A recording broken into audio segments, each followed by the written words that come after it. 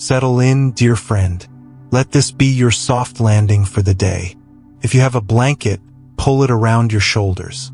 If there is a warm mug nearby, feel the gentle weight in your hands and the rising steam on your cheeks. Notice the quiet or the small sounds around you. A fan, distant traffic, a night insect singing. You do not need to change anything.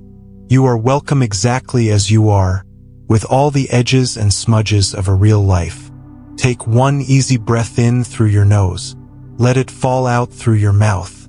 If your jaw is tight, give it permission to hang a little looser. If your shoulders are trying to be guards at the gate, wave them off duty. This is sanctuary time. You have traveled far enough for today. You can sit down inside your own life and rest. Before we go on, let me know where you're listening from. And if this brings you peace, please subscribe to Calm Buddha Path so more people can find it. We are going to spend a long, gentle stretch together. A companionable walk in the moonlight of attention. The theme is freedom from perfectionism. Not a fight against it. Not a battle you must win. Freedom begins when you see that you were never a prisoner. The bars were ideas. Expectations stacked into a cage. You can step out slowly, kindly, one breath at a time. Perfectionism often feels like a friend at first. It shows up with flowers and a clipboard and says, "Let me help you do things right." Promises safety. If you never make mistakes, no one will judge you. If you prepare enough, nothing bad will happen. If you keep everything shiny, no one will leave. Somewhere inside, a tender part of you nods yes. The clipboard looks official. The flowers smell like approval. But over time, perfectionism becomes a narrow hallway. Your steps get smaller. You look at the world through a keyhole. Every decision is a test. Every conversation becomes a mirror that you polish again and again, looking for smudges that only you can see. You wake up already behind. You go to sleep still editing the day. And quietly, some vital warmth begins to dim. The laugh that bubbled out of you as a child learns to calculate. The body that loved to try things learns to brace instead. Zen and Buddhist teachings do not scold this. They see the confusion and the longing underneath. In the heart of perfectionism, there is a very human desire to be safe, to belong, to be loved. The Buddha pointed to 3 frictions that make life feel tight. Wanting, pushing away, confusion. Perfectionism is all 3 at once. It is wanting to be flawless. It is pushing away every hint of mess, softness, need, and vulnerability. It is the confusion that says the only way to be worthy is to earn it again all day, every day. Tonight we begin with a different view. What if worth is not in question? What if you can be both in process and at peace? In Zen, there is a phrase that points to this. Just thus. It means a thing is allowed to be exactly what it is. Not yet finished, still beautiful. A sentence mid-breath. A song whose last note has not been found. You as you are now. Let your eyes rest on one ordinary thing in the room. The curl of a curtain. The edge of a book. A small chip in the paint. Do not fix it. See if you can meet it with a soft gaze. Just thus. In this moment, this is how it is. One breath in. One breath out. The world keeps turning, and you are allowed to loosen your grip. Perfectionism likes rules and penalties. Practice likes invitations. So tonight you will receive many small invitations. There will be stories and micro-practices, moments of clear seeing, and gentle ways to talk to yourself. You can try them or simply listen and let the words wash over you like warm water. Your nervous system may want proof that this will work. That is natural. For now, let us offer it something better than proof. Let us offer it company. Steady company is healing. A voice that keeps showing up, not to measure you, but to walk beside you. Here is our first micro-practice. Takes one breath. I call it 10% softer. Choose any part of you that is working too hard right now. Could be your forehead, your belly, your jaw, the space between your eyebrows, the way your thoughts lean forward. Do not try to relax completely. Just invite that place to soften by 10%. Not more. Perfectionism will want to turn this into a challenge. Show it you are serious about gentleness by being deliberately small. 10%. If it helps, imagine you are lowering a heavy grocery bag onto a counter. The bag is still in your hand, but most of the weight is carried by the surface beneath it. Feel how your body appreciates that little mercy. One breath, 10% softer. There is an old teaching story about a musician who asked the Buddha about effort. The musician played the lute, a stringed instrument. He said, "When the strings are too tight, the lute will not sing. When the strings are too loose, it will not sing either." The Buddha nodded and said, "So it is with the mind. Not too tight, not too loose." Perfectionism is the habit of tightening the strings until the music is strangled. Your freedom will not come from cutting the strings. It will come from tuning them. You do not need to stop caring. You can care with less strain. You can care in rhythm with your breath. If you like, place a palm on your chest. Feel the warmth or the light pressure through fabric. Notice that you are more than a mind. There is a whole body here, carrying you, speaking in sensations. In the world of perfectionism, the body is often treated like a tool. Work harder. Keep going. Do not need anything. But the body is also a teacher. It knows when you are pushing too far into the future. It knows when you are trying to edit life as it happens.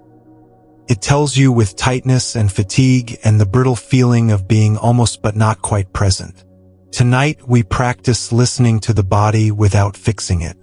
Listening is already healing. Imagine sitting by a clear pond at night. The surface looks still, but if you wait and watch, there are ripples from a fish turning over beneath. The moon rides on the water for a second and breaks into 100 pieces, then comes back together. Your mind is like that pond. Thoughts are ripples. They do not need to be perfect for the moon to be seen. The moon does not scold the water, and the water does not apologize for moving. This is the spirit we will cultivate. Motion without panic. Stillness that does not require rigidity. Another small practice. The good enough bow. There is nothing religious required. It is a body gesture of friendliness toward your own effort. Sitting or lying down, let your chin tip slightly toward your chest, then bring it back to neutral. It is a tiny bow to your own sincerity. The part of you that keeps trying, that shows up to listen, that wants to grow and be kind. You might whisper, "Thank you for trying." If words feel silly, let the bow be the words. This is not a performance. No one is grading you. The bow is a way to remember that you are not a problem to be solved. You are a life to be met. Perfectionism often keeps a ledger. It tracks what you did wrong and what you did not do enough. Tonight, place that ledger on the table beside you. Imagine the cover. Maybe it is scuffed. Maybe it is shiny. You are allowed to set it down. If your hand reaches for it out of habit, smile a little, the way you would smile at a puppy who has forgotten the new rule and jumped on the couch. Gently, consistently, back on the table. You are not in trouble. This is practice, not punishment. There is a quiet paradox here. The moment you stop trying to be perfect, a different kind of excellence becomes possible. It is not the sharp excellence of fear. It is the rounded excellence of presence. When you are present, your natural intelligence can flow. You hear what people mean, not just what they say. You notice the small detail that matters. You know when to stop. Your craft improves because you are not at war with the process. Zen calls this effortless effort. It is the way a bird rides a thermal.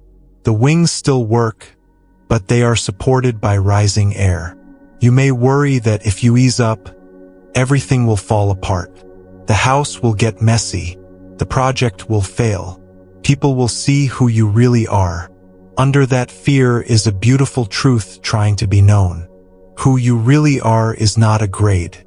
It is a warmth, presence, a set of values that guide you even when no one is looking. Tonight, as you rest, let those values speak softly. It might be kindness. It might be curiosity. It might be honesty. Perfectionism is obsessed with outcomes. Values live in how you travel. They are available in every step. I want to speak directly to the part of you that is exhausted. The part that has been managing impressions and calculating risks all day. You have done enough for now. The world will not improve because you spend the next hour reviewing conversations like surveillance footage. The people who love you do not need your performance. They need your presence. And presence arises when the mind is not clenched. Place a hand on your belly. Feel the rise and the fall. If nothing is obvious, feel the warmth of your hand. That is enough. You are here. In the tradition, there is the teaching of not clinging and not rejecting. Sounds lofty, but it can be very simple. When a thought arrives that says you should have done better today, try this. Do not grab it and begin the spiral. Also, do not push it away with force. See it like a bird landing on a branch near you. Oh, there is the you should have done better bird again. Let it sit for a moment. Let it hop. Then let it lift off. You are the sky, not the bird. You do not have to chase it. Perfectionism has a favorite word. Should. It wears many disguises. I should reply faster. I should never feel angry. I should always know exactly what to say. When you hear should, gently translate. Often should means I am afraid. Often should means I want to be safe and loved. When you translate should into a human need, compassion can enter. The inner critic tightens. Compassion opens. The opening is where wisdom walks in. Here is a brief reframing you can practice anytime. Instead of asking, is this perfect, ask, is this kind? Instead of was that flawless, ask, was that honest? Instead of did I control every variable, ask, did I learn something true? These questions move you from a courtroom to a garden. In a courtroom, you must prove you deserve to exist. In a garden, you tend what you love and you welcome seasons. If your body is willing, consider a tiny stretch. Reach your arms overhead for one breath, then let them fall. Feel the gentle increase of space in your ribs, like curtains catching a breeze. Perfectionism shrinks your world to the size of the next task. Stretching reminds you that you are three-dimensional, made of breath and bone and lightness. You deserve space. You can take up space without apology. There is another story I love, set early in the Buddha's life. After long years of extreme striving, he was weak and hungry by a river. A village girl offered him a simple bowl of rice milk. He accepted, and in that acceptance he remembered balance. Not too tight, not too loose. We often think awakening comes through pressure, but sometimes it comes through a bowl of kindness received without shame. The lesson is not to stop trying. It is to stop forgetting your humanity. You can practice receiving right now. Let yourself receive the support of the chair or bed. Do nothing to earn it. Let yourself receive the support of the breath. Do nothing to earn it. Let yourself receive the company of these words. Do nothing to earn them. Receiving is the antidote to the constant output that perfectionism demands. You are not a machine. You are a living field. Fields need sun and rain and rest. Consider a small vow for tonight, not a rule. A vow is softer. You might whisper, for this hour I release the project of improving myself. I will simply be with myself. If that feels like too much, try this even smaller vow. For the next 3 breaths, I will lay down my armor. Then you can pick it back up if you need to. Often you will discover you need it less than you thought. Let us end this first part with a guided settling. Close your eyes if you like, or lower your gaze. Feel the back body held by whatever is beneath you, the back of the head, the shoulder blades, the spine, the back of the hips, the thighs and calves. Imagine you are a stone placed carefully in a riverbed. Water moves around you with no urgency. Thoughts, sounds, feelings pass by. You do not need to catch any of them. You are the stone, resting by your own weight. Now feel the front body softening, the forehead smoothing as if a warm hand were placed there for a moment. The space around the eyes like a lake at dawn. The cheeks soft, the mouth soft, the throat gentle, as if you were speaking to a friend you trust. The chest and belly like a sail that has found the right wind. Nostran. Just enough. Bring to mind one area of your life where perfectionism has been loud this week. Could be a conversation you keep replaying, a piece of work you keep tweaking, a relationship where you are trying very hard to be who you think you must be. Hold that area as if it were a small bird in your hands. Not too tight, not too loose. Whisper to it, you do not have to be perfect to be loved. You do not have to be finished to be worthy. If the bird flutters, let it. If it rests, let it. You are practicing trust. To close, place both hands wherever comfort arises most naturally. Maybe one on the chest and one on the belly. Maybe both on your ribs. Maybe folded on the blanket. Feel the human warmth of your own touch. This is you. This is a life. This is enough for now. As the world outside moves through its weather, you can become a place of mild climate. A temperate room inside yourself where you can take refuge. This is not an escape. It is a return. In the parts ahead, we will continue to loosen the tight places with stories and practices that fit easily into daily life. Sending an email, standing in a doorway before a meeting, putting a child to bed, washing a glass. We will learn to speak to ourselves the way we would speak to someone we dearly love. We will explore the 3 frictions and their gentle antidotes. We will look at identity and the costumes it asks us to wear, and how to set them down without losing our way. For now, let the night be simple. No new costumes, no tests, only breath and kindness. One more time, 10% softer. In breath, out breath. The strings of the lute tuned to a human song. You are not late. You are not behind. You are already inside the life you have worked so hard to earn. Let us walk it together, unhurried and unafraid. Rest now. I am here with you. We will continue when you are ready. Let us return as if we never left. The blanket is still here, the room still holding you. The night has its slow heartbeat.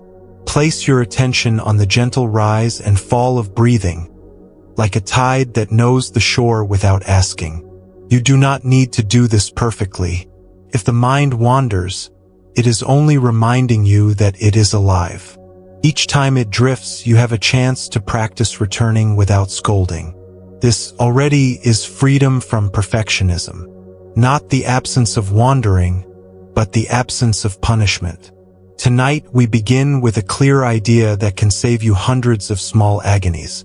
Perfectionism is not a personality. It is a safety strategy. When you understand it this way, you do not have to delete a part of yourself. You can learn to thank it and then choose a wiser tool for the job. The strategy says, if I remove every flaw, I will not be exposed. If I anticipate every variable, I will not be hurt. If I impress you, you will not leave. Under the strategy is a caring impulse. You are trying to keep life steady and kind. The problem is that the strategy asks too high a price. It trades your ease for an illusion of control. If that feels true, let your shoulders drop a fraction. Imagine putting the old tool back on the shelf. It is worn from use. It did its best. You are not throwing it away.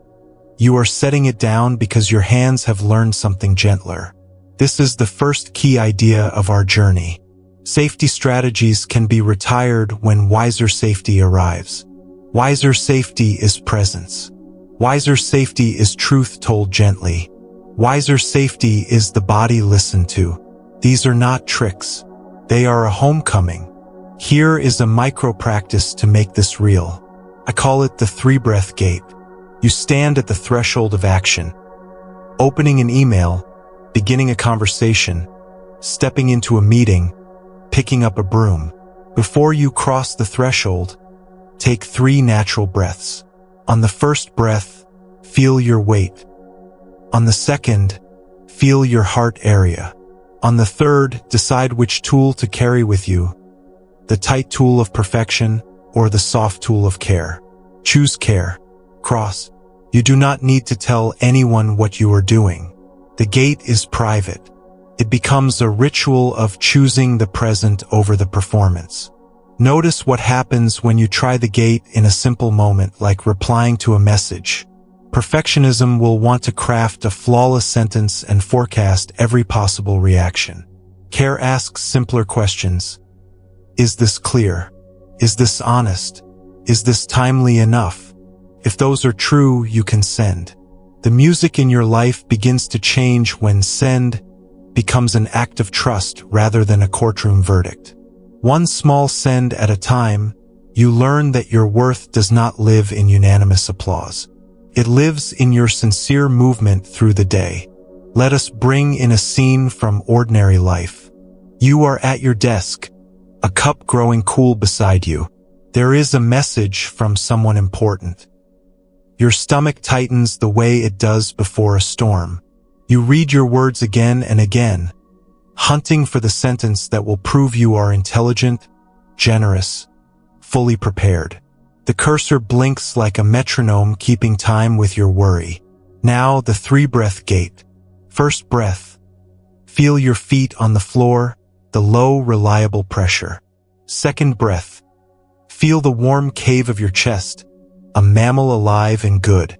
Third breath, choose care. Ask the 3 questions. Clear, honest, timely enough.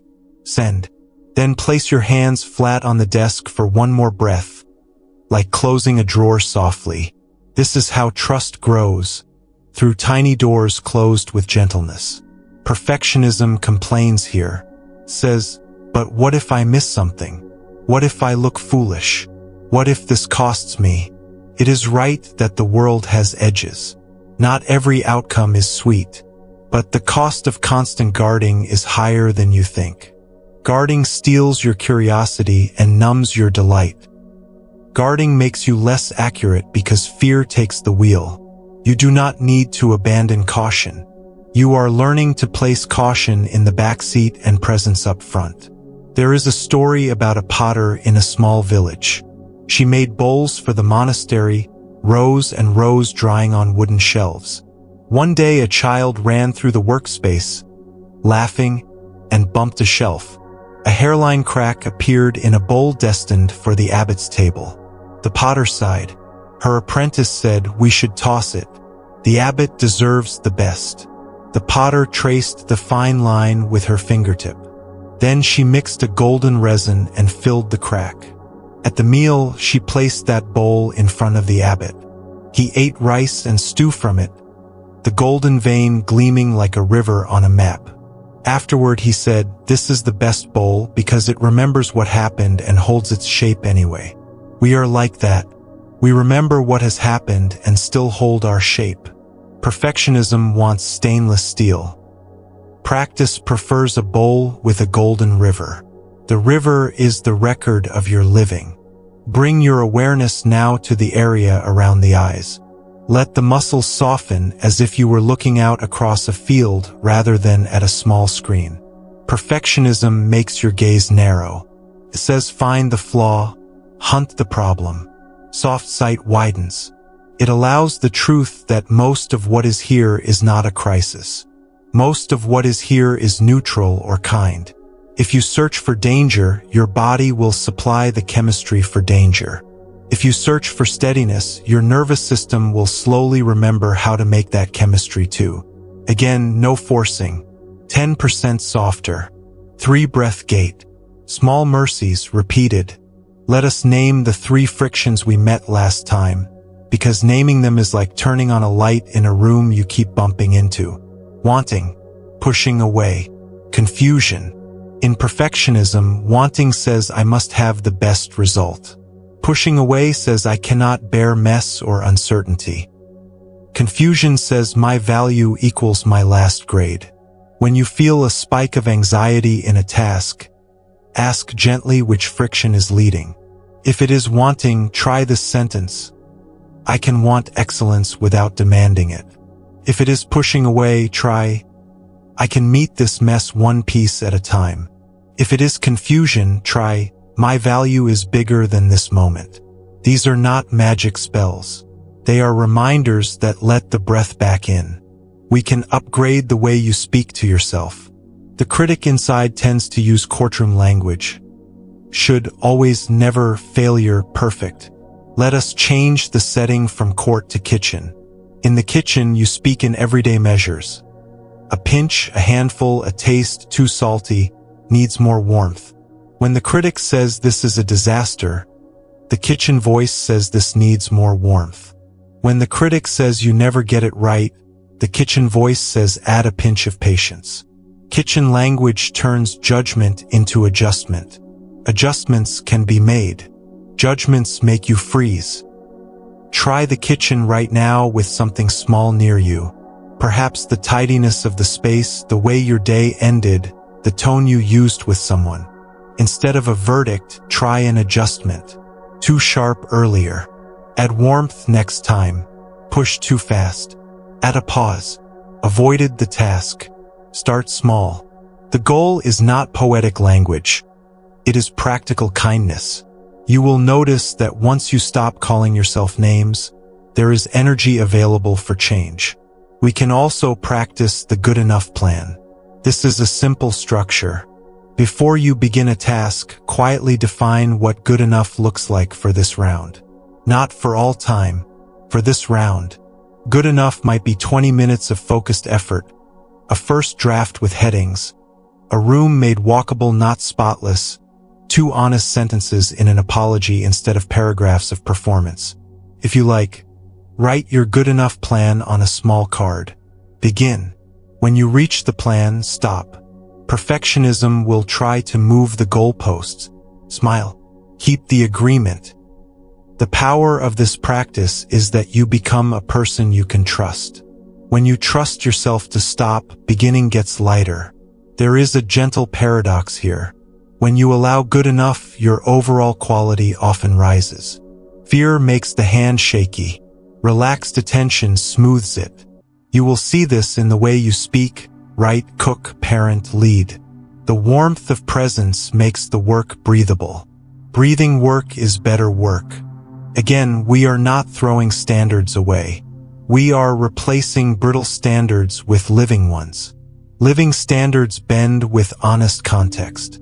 They are guided by values, not vanity. Let us bring the body back in. Place 1 palm on the belly, 1 on the chest. Inhale, feeling both hands rise a little. Exhale, feeling them fall. Do this 2 or 3 times. Then, on the next exhale, let the face soften as if you just received good news, even if no news has arrived. Your nervous system responds to the posture of the face. A small smile that reaches the eyes can lower the inner weather. Perfectionism often keeps the face in a brittle mask.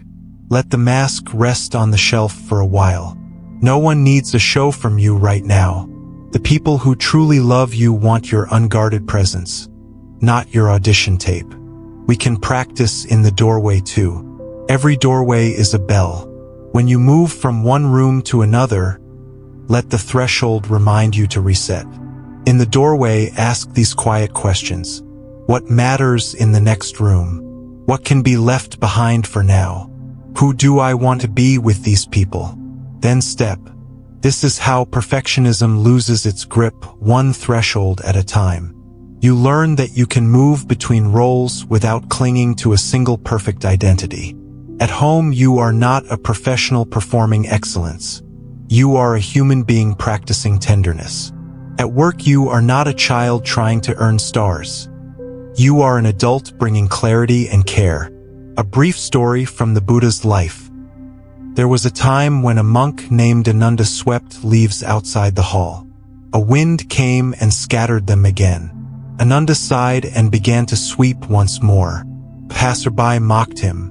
Why sweep when the wind will undo it? Ananda smiled and said, I do not sweep for the wind. I sweep because sweeping is what makes sense now. This is how practice meets impermanence. You do the next kind thing without needing to guarantee its permanence. Perfectionism demands permanence. Practice bows to change and keeps moving with grace. Consider a common trap. You delay starting because you cannot see the perfect path. This is confusion wearing a tidy suit. Try a Pathfinder minute. Set a timer for 60 seconds. During that minute, do not plan. Touch the task with your hands. Open the document and type a messy title. Sort 5 items into keep or toss. Walk to the sink and wash 1 pan. Make the first call and leave a simple message. When the minute ends, ask, is momentum here? If yes, give it 9 more minutes. If no, bless your effort and step away without insult. A path often appears after your feet move, not before. You do not need a guarantee to take the first step. You need a willingness to discover. Let us touch identity, because perfectionism loves to make you wear costumes.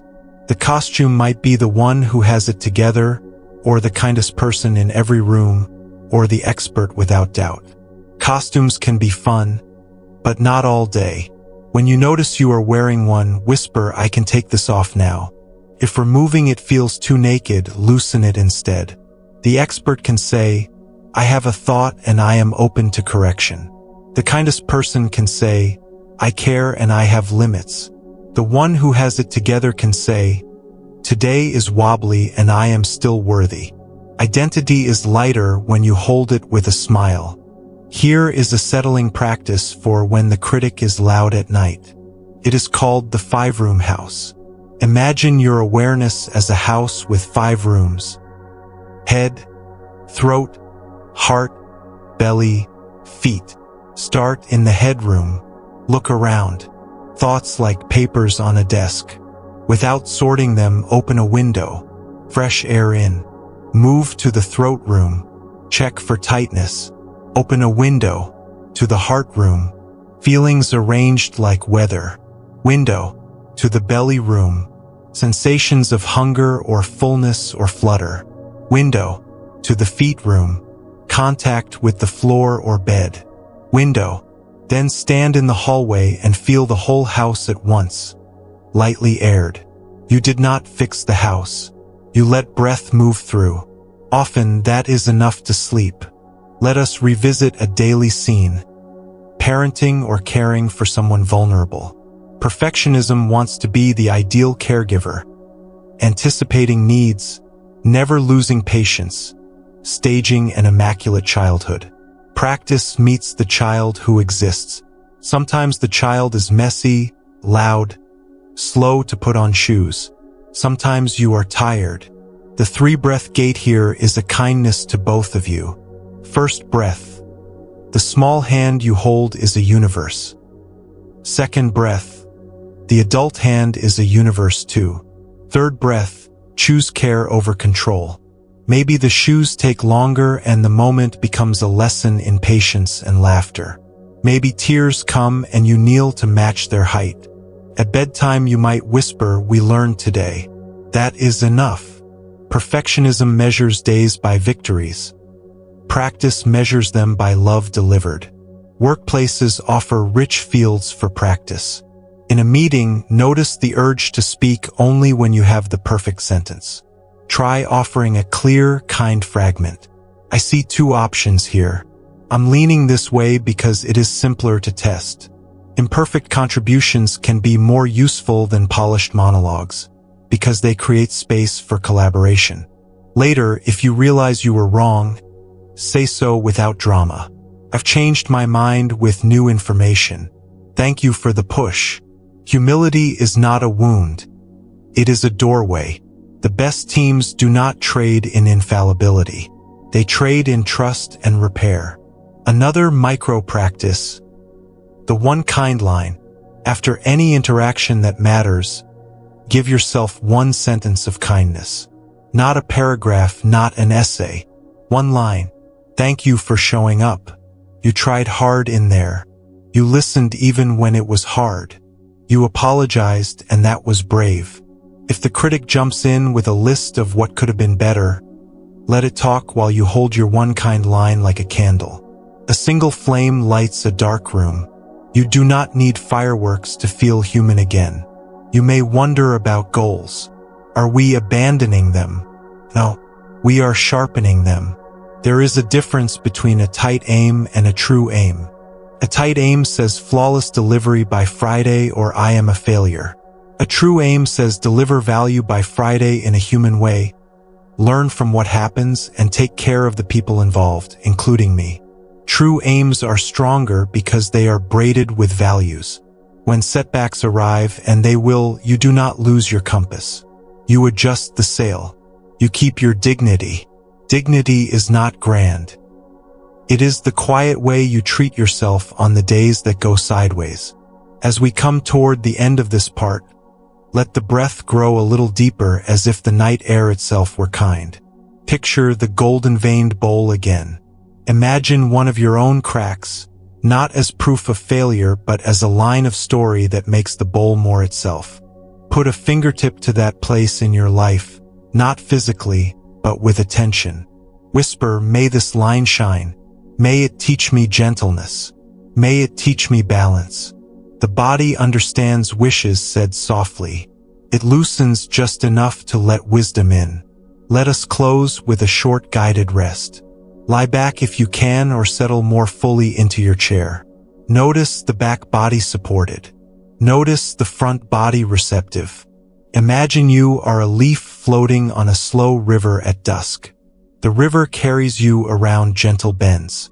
The sky turns from blue to deep indigo.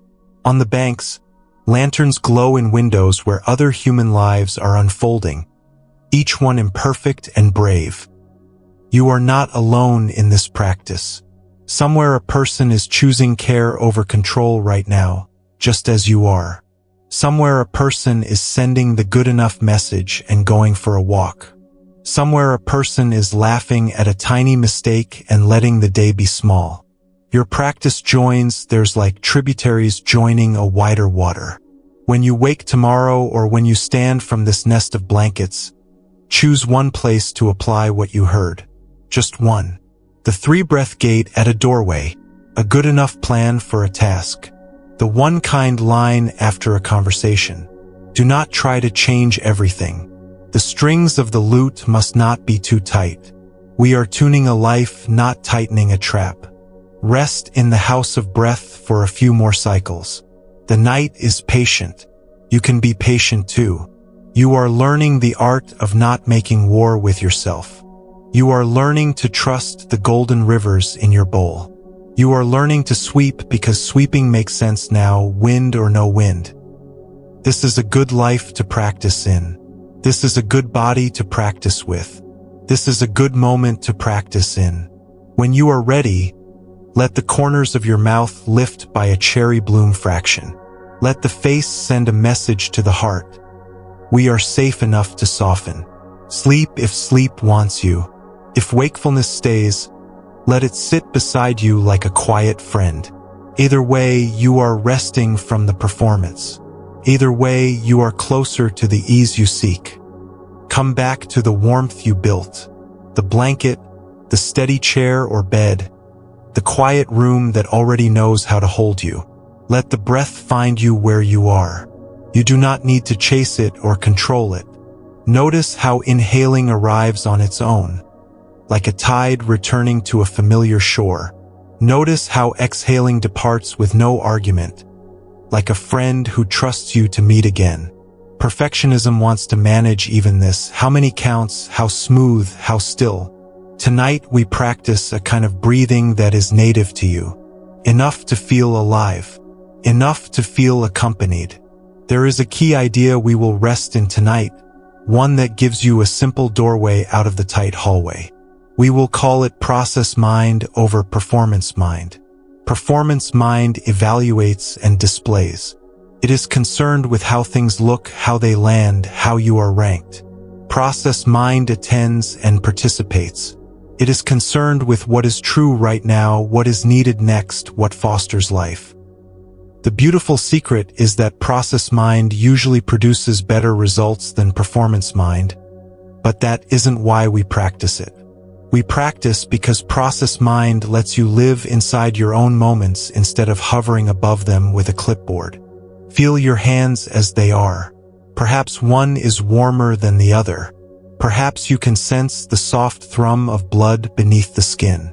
In process mind, this simple awareness is not a preliminary exercise. It is the heart of the path.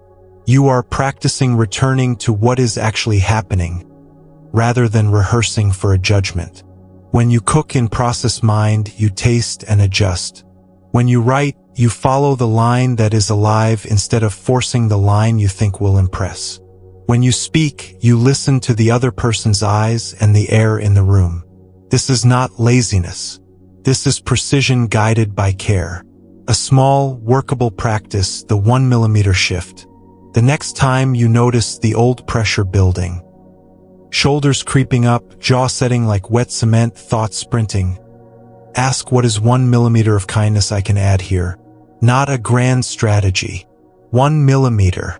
It might be loosening your tongue from the roof of your mouth. It might be placing both feet flat. It might be letting your next email be 2 sentences shorter without an apology. Perfectionism loves dramatic overhauls with trumpets and banners. The nervous system loves 1 millimeter shifts repeated often. Let us walk into an ordinary scene together. You are at the kitchen counter in the late morning light. The sink is not empty.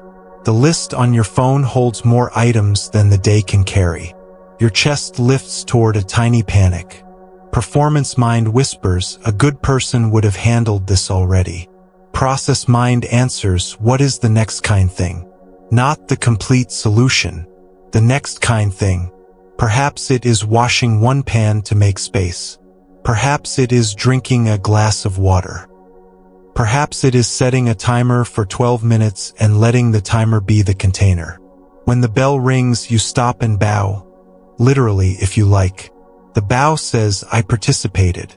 The bow does not say, I finished.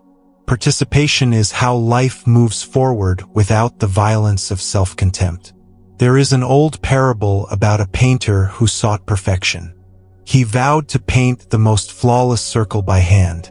Every morning he tried, and every evening he burned the paper. The village laughed at the smoke that rose like a gray moon. One day, an elder stopped by. He watched the painter make circle after circle, each one ruined by the trembling of effort. The elder said, paint 1,000 circles badly, but do not burn a single one. Hang them all around your house. Live inside your process. The painter obeyed. The house filled with circles. Visitors came and stood in the rooms, surrounded by these moons of ink. Something softened. The painter's hand learned to move with breath instead of fear. One dawn, a circle landed so naturally that the brush seemed to have drawn itself. The painter laughed. It was never the circle that mattered. It was learning to live a life where circles could appear. You do not need to burn your pages. You can live among them. Bring this closer to your work. If you write, let yourself set down and intentionally pour first paragraph with a smile, as if placing a seed in soil. If you code, sketch a stub function that simply returns a friendly message, then build outward. If you teach, begin with the truest small question rather than the perfect lecture. If you parent, Let the morning include one imperfect but sincere hug instead of a perfectly orchestrated sequence. Process mind is not sloppy. It is alive. It trusts iteration. The world itself is iterative. Seasons, dawns, the way the body repairs and learns. You get to join that rhythm. Perfectionism has three engines. The three frictions we have named: wanting, pushing away, and confusion. Let us meet each with a counter-move you can feel. When wanting overreaches, clutching for the ideal outcome, answer with release. Release is a physical action. Exhale longer than you inhaled once. Put something down. A spoon. A sentence. A should. When pushing away makes you rigid against what is here, mess, grief, limitation, answer with acceptance. Acceptance is an inner nod. It says, this is present. I can meet it. When confusion tells you that your worth is at stake, answer with clear seeing. Clear seeing is a simple statement of fact. This is a task, not a verdict. This is one conversation, not my entire identity. The triad release, acceptance, clear seeing becomes muscle memory when practiced in small, immediate moments. Consider a doorway ritual to reinforce this triad. As you pass through, whisper inside, release, accept, see clearly. No one needs to know. The body loves the way repeated phrases become anchors. The habit mind says we need complicated tools to match complicated lives. The wise mind says we need simple hinges that can swing a heavy door. Let us invite kindness to sit closer. Perfectionism often confuses kindness with giving up. In truth, kindness is fuel. When you are kind to your present moment experience, you actually have more attention available to do the next right thing. Imagine a child learning to ride a bicycle. If the adult runs alongside shouting, useless, useless, the child becomes rigid and falls. If the adult says, I'm with you, small corrections, look forward, the child learns faster. You are both the learning child and the adult running alongside. Talk to yourself as you would to the child you love. Try this upgrade in real time. Choose one thing you are avoiding because you can't do it perfectly. It might be tidying a corner, returning a message, opening a bill, starting a paragraph, stretching your back. Speak to yourself in a friendly, practical tone. Let's just touch it for 2 minutes. I'll be with you. Begin. Notice how much energy is liberated when you are not running a side channel of insults. Notice how the shoulders interpret friendly words as safety and move down without being told. A small story from the life of the Buddha, recast through the lens of this theme. On the night of awakening, the tempter Mara arrived with many disguises: fear, doubt, accusation, glittering promises. One of Mara's finest tricks is perfection disguised as holiness. If you were truly worthy, you would not have these messy thoughts. If you were truly awake, nothing would disturb you. The legend says the Buddha did not debate with Mara or drive him away. He touched the earth. He grounded into what is true beneath all theater. This is process mind in sacred form. Touch the earth means feel your feet, feel your breath, feel your place in the real. You do not have to be a statue to be free. You can be a human being sitting on the earth, seeing clearly, and letting standards be human-sized. Try an earth touch in miniature. Place a palm against your thigh and press lightly for 1 breath. Feel the contact, then release. Feel the after sensation. This simple act can interrupt the loop of mental self-critique. It returns you to the body's sober kindness. The body does not demand flawless performance. It asks for participation and rest. Let's talk about the trap of keeping score. Perfectionism keeps ledgers. Hours worked, mistakes made, people impressed, days without a misstep. The ledger feels like control. But scorekeeping is a hungry ghost. Every new entry creates a need for another. Replace the ledger with a compass. At the start of the day, choose one value to orient you.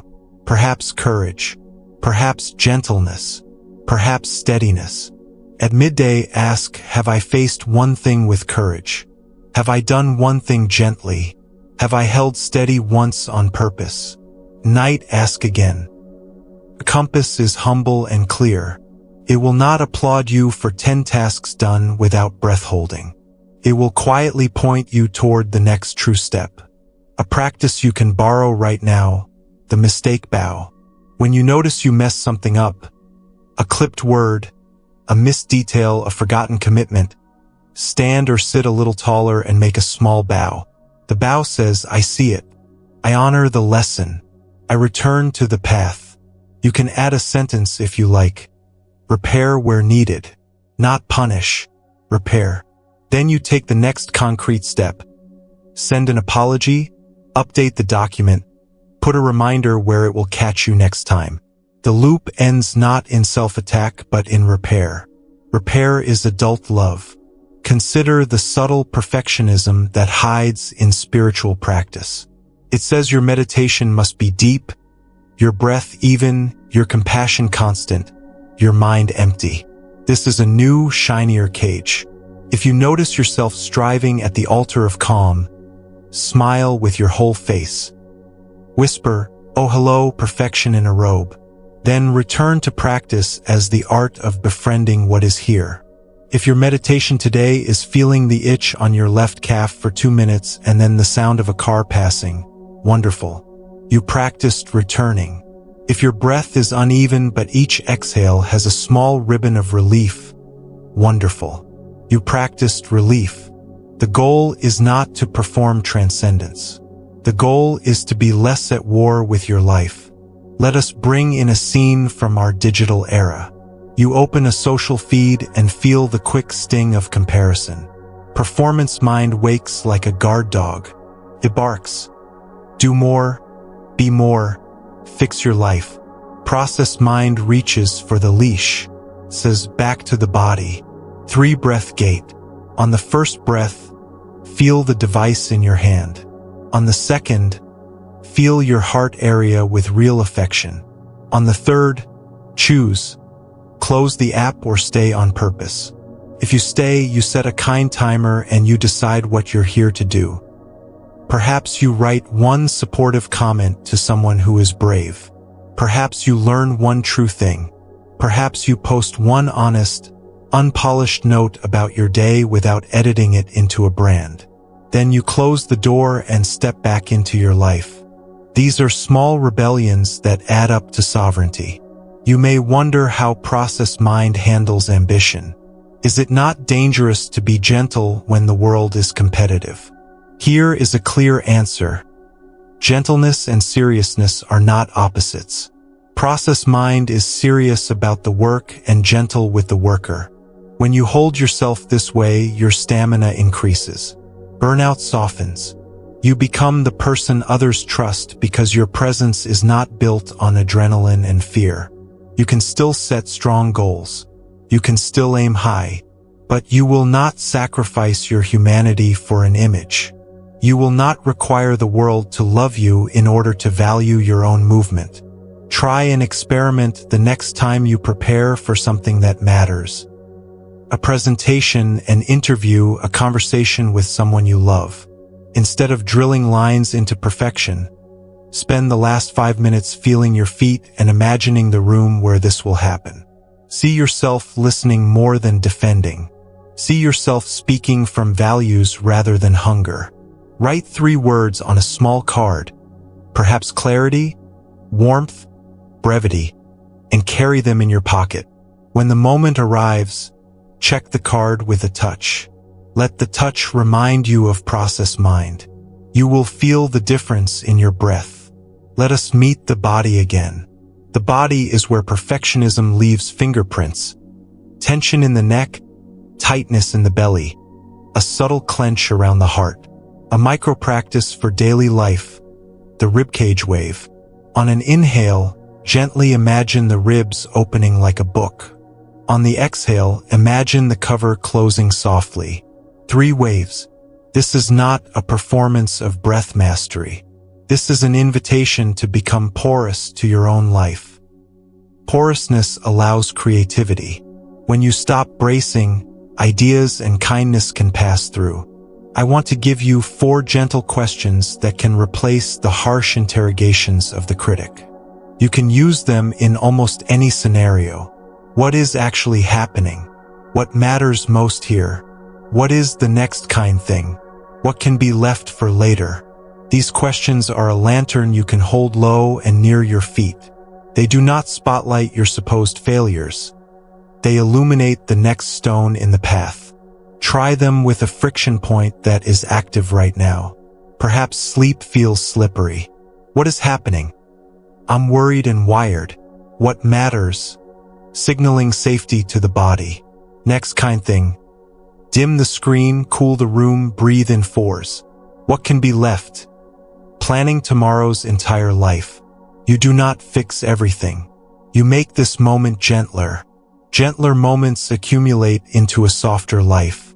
A brief story that lives near my heart. A monk visited a tailor to mend his robe. The tailor stitched with slow hands. The monk, impatient, asked for speed. The tailor smiled and said, "I sew fast by sewing slow." The monk frowned, not understanding. The tailor continued, "When I sew slow, I do not have to go back and sew again. Sewing slow is my fastest way." This is process mind in the fabric of daily work. When you let the small present actions be complete, you travel faster than when you race and trip and repair and race again. Let us touch identity once more. Perfectionism welds identity to performance. If I falter, I am diminished. Practice separates them kindly. You are not your last result. You are the way you return after a stumble. You are the honesty with which you see your patterns. You are the warmth you offer yourself when the old pattern pulls hard. There is dignity in this, a quiet dignity that does not need medals. At the end of a day lived like this, you feel used in the best sense. Spent on what matters, not drained by the theater of appearing flawless. As we close this part, we will rest together in a brief guided settling that embodies process mind. Let yourself recline if that is available. Let the jaw unhook from its little projects. Feel the back body sink by its own weight. The back of the head, the shoulder blades, the long plane of the spine, the hips like stones placed in warm sand, the thighs and calves unwinding. Feel the front body soften in response. The forehead smooth as if a cool cloth were laid there by a friend. The eyes floating in their sockets like small boats in a quiet bay. The cheeks heavy and kind. The tongue resting wide. The chest moving gently, a door on oiled hinges. The belly receptive like a field after rain. Bring to mind a place today where performance mind was loud. See it without adding fear. Place it in your palm, as if you were holding a small car that revs its engine. With your other hand, place a palm over it lightly. Whisper, "Thank you for trying to protect me. We are going to drive slower." Feel the engine settle. Feel your hands warm. Put the little car down. Watch it turn into a walnut. Place the walnut in a pocket. You can carry the lesson without carrying the noise. To finish, we will do a 3-breath gate for sleep or rest. First breath. Feel your weight receiving support. Second breath. Feel your heart and say inside, "I am allowed to be unfinished and loved." Third breath. Choose care over control. On the exhale, release a fraction more than is comfortable. Not a collapse, just a permission. If sleep arrives, let it lift you. If wakefulness stays, let it keep you company without the job of fixing you. Either way, you are training a new allegiance to the living process unfolding, to the body's honest signals, to values that do not depend on applause. You are already different than when we began. Not because you built a flawless self, but because you practiced 1mm mercies, you hung your imperfect circles on the walls, you bowed to mistakes and chose repair, You touch the earth instead of debating ghosts. Tomorrow will offer you 100 chances to choose process mind. You do not need to win them all. You are not on trial. You are learning to live inside your life with less armor and more breath. Rest, dear friend. The moon does not ask the pond to be still. It shares its light with whatever water is there. Share your light with this moment, exactly as it is. We will keep walking together, one soft step after another. Come home to the simple things that have been faithful to you. The soft weight of the blanket, the quiet architecture of the room, shadows loosening along the wall, the dependable rhythm of your breathing, like a small tide lapping a friendly shore. Let your jaw unclasp from its tiny labors. Let your eyes rest heavier in their sockets. You do not need to supervise this moment.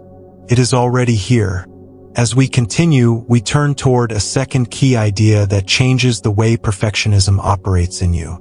Compassion is not a prize you earn when you've performed well.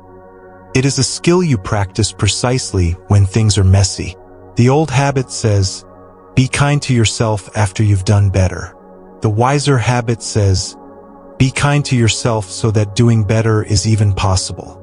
This matters because perfectionism keeps trying to power growth with shame. Shame is poor fuel, hot, dirty, and short-lived. Compassion is clean fuel, steady, quiet, and sustainable. We are learning to refuel in a new way.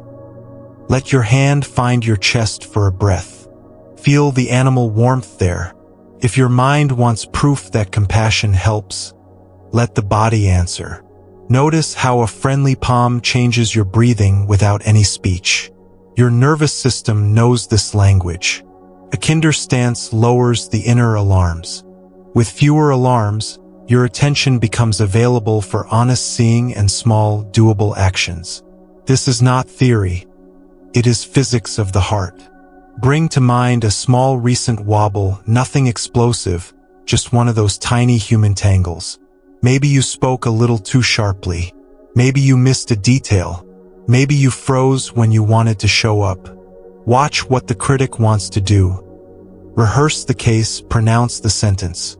Instead, try a brief four-step kindness we'll call Nagi: notice, allow, get curious, include. Notice what's here. Heat in the face, a pinch in the belly, a chorus of should. Allow a little space. Yes, this is happening. This is the weather right now. Get curious. What was I needing in that moment? Safety, time, reassurance, clarity. Include. Widen your view to hold the whole of you, not just the error. You are a person who cares, who errs, who learns. When you practice Nagi, you are not excusing harm. You are creating the inner conditions to repair it. Repair matters. Perfectionism promises safety by avoiding mistakes. Practice creates safety by repairing after mistakes. The difference is adulthood. When a word landed wrong today, repair tomorrow with a simple sentence. I realized my tone was sharp. I'm sorry.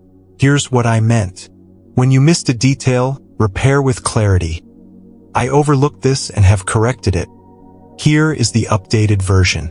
You will feel the dignity of choosing repair over rumination. Dignity is different from pride. Pride says I must be right. Dignity says I can make things right.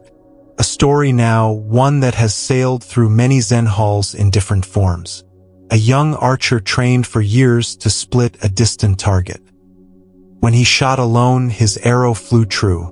Before his teacher, his hand shook and he missed. Before the village, his breath caught and he missed. Furious, he trained harder.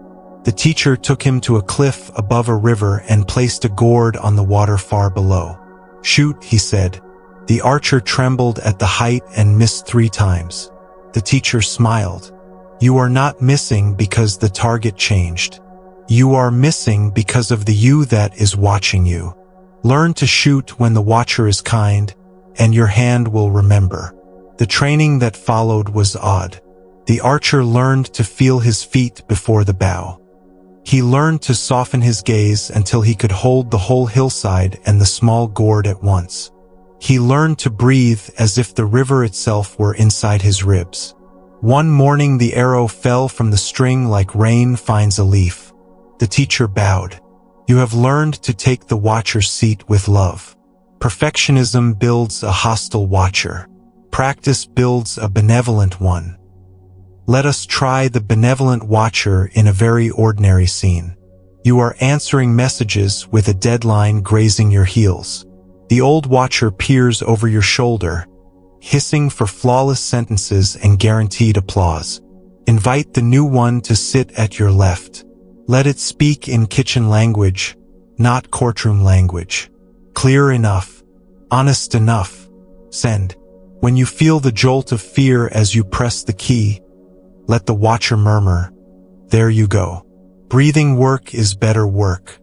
One message after another, you teach the body that safety can exist even when you are not micromanaging every vowel. Perfectionism will ask, but what about high stakes? What about the moments that matter? Compassion is not the opposite of seriousness. Compassion is the opposite of panic. In high-stakes moments, panic narrows your vision. Compassion widens it. Try this before a presentation or a conversation that counts. Place both feet on the floor and let your eyes soften to take in the edges of the room. Whisper 3 values you will carry. Perhaps clarity, steadiness, respect. These values are your arrows fletching. They stabilize your flight. Then make an agreement with yourself. I will measure success by alignment with values, not by unanimous praise. You will hear the difference in your voice. Others will too. Let's weave in the 3 frictions and their countermoves again, but through the lens of compassion. When wanting spikes, must be the best, must be admired. Allow the wanting to be here without signing a contract with it. Touch the chest. Say, wanting is here. Belonging is also here. When pushing away flares, this mess, this grief, this limit must not exist. Include one breath of acceptance. This exists and I can meet it in pieces. When confusion arrives, my worth is at stake. Get curious. What is the story I am telling myself?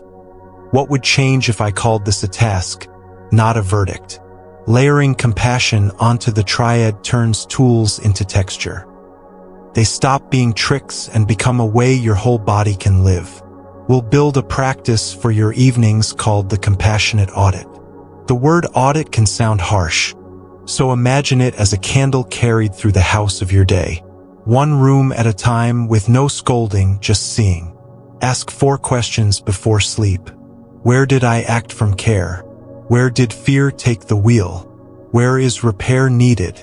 What is one kind sentence I can carry into tomorrow? Keep the answers short, human, not performative. Fear drove my tone at 3 p.m. Repair with Jen tomorrow. Kind sentence, you were tired and still tried to listen. This takes 2 minutes. Then, crucially, you end the audit with touch, hand to heart, hand to belly. So the body receives the message that the day arrived, was met, and is now allowed to end. Another story, simple and useful. You are in a small boat on a foggy lake. Suddenly another boat bumps you hard. Your mind leaps to anger. How could they? Then you see it is an empty boat drifting. The bump had nothing to do with you. Your anger drains without ceremony. Life often bumps you with empty boats. Algorithm glitches, weather, a colleague's rough morning, a child's growing pains. Perfectionism takes every bump personally and tries to pilot with perfect precision to prevent them. Practice lets the bump be a bump. You still steer, you still adjust, but you don't make a theater of blame. This frees a shocking amount of energy for what matters. Try the empty boat breath when you feel that heat rise in traffic, in queues, in inboxes. Inhale and name the bump without a story. Delay, confusion, mess. Exhale and relax your grip by 10%. Repeat twice. If a human being is involved and repair is needed, you can act from steadier ground. If not, you have already spared yourself an hour of imaginary trials. We'll visit the body again, because it is the honest historian of your day. Notice where perfectionism lives in you somatically. For some it is a narrowness in the throat. For others, a fence at the ribs. For others, a forward lean in the skull. Map your pattern without judgment. Then practice the two hands reset. One hand on the pattern place, one hand on a neutral or strong place, thigh, hip, back. With the next exhale, imagine the strong place lending warmth to the tight place, like a friend sliding a mug of tea across a table. This is not metaphor to the body. It is instruction. The body believes the hand. Small touches accumulate into a felt sense of safety that thinking alone cannot supply. Let's step into a domestic scene that usually invites perfectionism. Hosting. You want the house to signal love. The floor, the food, the music, all precise. By the time the doorbell rings, you are a brittle statue of success. Try this alternative. Before you begin, write 3 lines on a scrap of paper and tape it inside a cabinet. People remember how they felt. I will be with people. Good enough is hospitality. As you move through preparations, follow the good enough plan. 1 surface cleared for gathering, 1 simple dish made with warmth, 1 corner made cozy. When the bell rings, pause for the 3-breath gate. Put yourself in the room with the people. Make eye contact.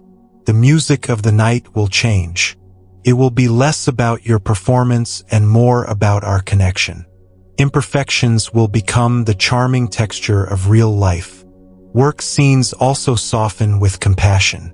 In one-on-ones, set a tiny ritual. The first 60 seconds are for genuine human contact. How is your energy today? Is there one win we can name before we problem solve? If you lead, you are tuning a nervous system, not conducting a military drill. If you are led, you can still offer this tone. Costs little and pays a lot. The perfectionistic culture in many workplaces is not smashed by slogans. It is softened by 1,000 micro-mercies that restore humanity to the exchange. A note about boundaries, because compassion without boundaries becomes exhaustion. Perfectionism often makes you say yes to everything lest anyone experience your limits. The compassionate stance honors your limits as a way to protect your capacity to care.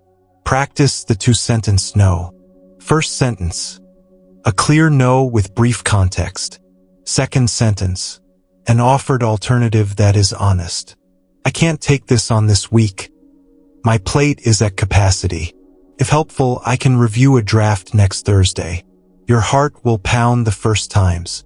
That is proof you are reclaiming a piece of yourself from the theater of perfection. We'll return to identity again gently. Perfectionism fuses identity with roles and outcomes. Compassion loosens the weld.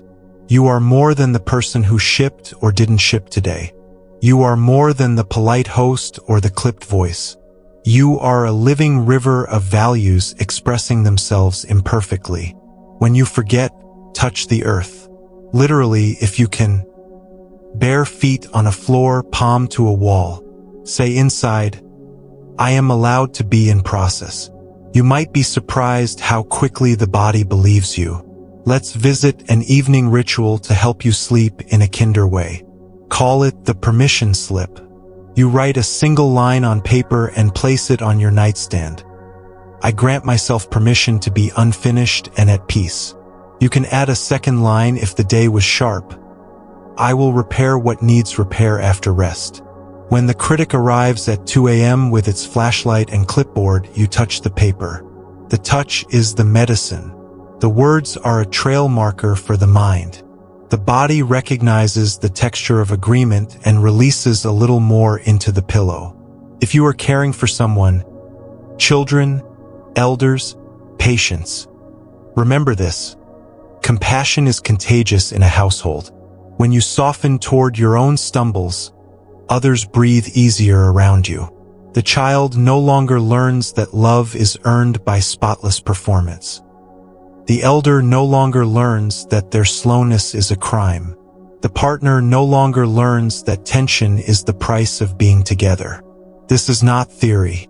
It shows up in 10-minute bedtimes that turn into giggles instead of battles. In breakfasts where silence is not a punishment but a quiet we share. In commutes where a red light is a chance to drop the shoulders and look at the sky. A brief historical vignette to walk with us. After the Buddha awakened, the stories say he spent weeks simply admiring the tree and the land that supported him. No teachings, no grand tour, just gratitude for the ground. There is a mature confidence in pausing after breakthrough rather than racing to prove it. In your life, after a small win, sending the difficult message, keeping a boundary, beginning imperfectly, pause to admire the tree and the ground. Touch the counter. Thank the chair. Thank your breath. In doing so, you are lowering the nervous system's demand for constant achievement to feel safe. We should talk about relapse because the critic will use it as evidence that you cannot change. You will tighten again. You will wake in a perfectionistic fog some days. This is not failure. This is weather. Our aim is not to eliminate storms, but to learn where the high ground is. The high ground is made of practices you can do half asleep. 10% softer, 3-breath gait, good enough plan, 1 kind line, mistake bow, nagi, 2-sentence no, permission slip. Pick one in the moment the storm hits. The smallest hinge can swing a heavy door. Let us design a tiny morning practice to preempt the day's old patterns. When your feet first touch the floor, pause. Whisper 3 words that are not goals but qualities. Gentle, clear, steady. Stand and take 5 steps in your room, each step paired with one of the questions we learned.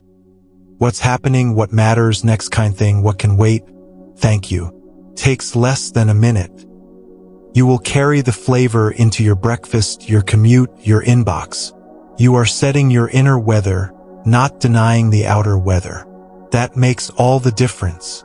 A small, specific tool for creative work. The 80% rule. Decide beforehand that you will deliver at 80% polish for this round. Not as an excuse for sloppiness, but as a deliberate trade to gain speed and learning. State it to a collaborator if needed, sending an 80% draft for feedback. When feedback arrives, let compassion hold you steady so you can separate signal from noise. Perfectionism hears feedback as a verdict. Compassion hears it as collaboration. You will move faster, and paradoxically your work will get better because you are letting reality into the room sooner. If your relationship with your body has been shaped by perfection, measurements, comparisons, compensations, invite a new practice called friendly data. Instead of judging, you gather information with tenderness. How does sleep change when I read instead of scroll for 20 minutes? How does mood change when I walk after lunch? How does back pain change when I stretch before emails? No punishments, only curiosity and invitations. Friendly data turns the body from an opponent into a partner. Partners tell the truth more readily than opponents. We are nearing our night settling. Let's prepare the ground for rest with a guided practice that braids everything we've learned. Arrange yourself comfortably. Let the face be soft, the mouth slightly open if it wants. Feel the back body heavy, meeting the support beneath you like a shoreline meeting the sea. No drama, only union. Feel the front body receptive, a field that has been rained on and now drinks.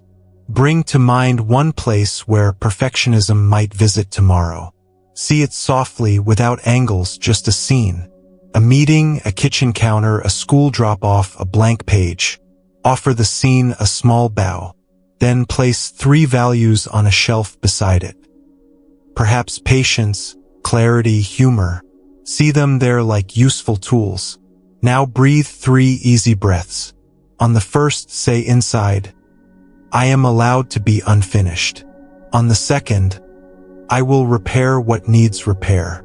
On the third, I will measure success by alignment with values.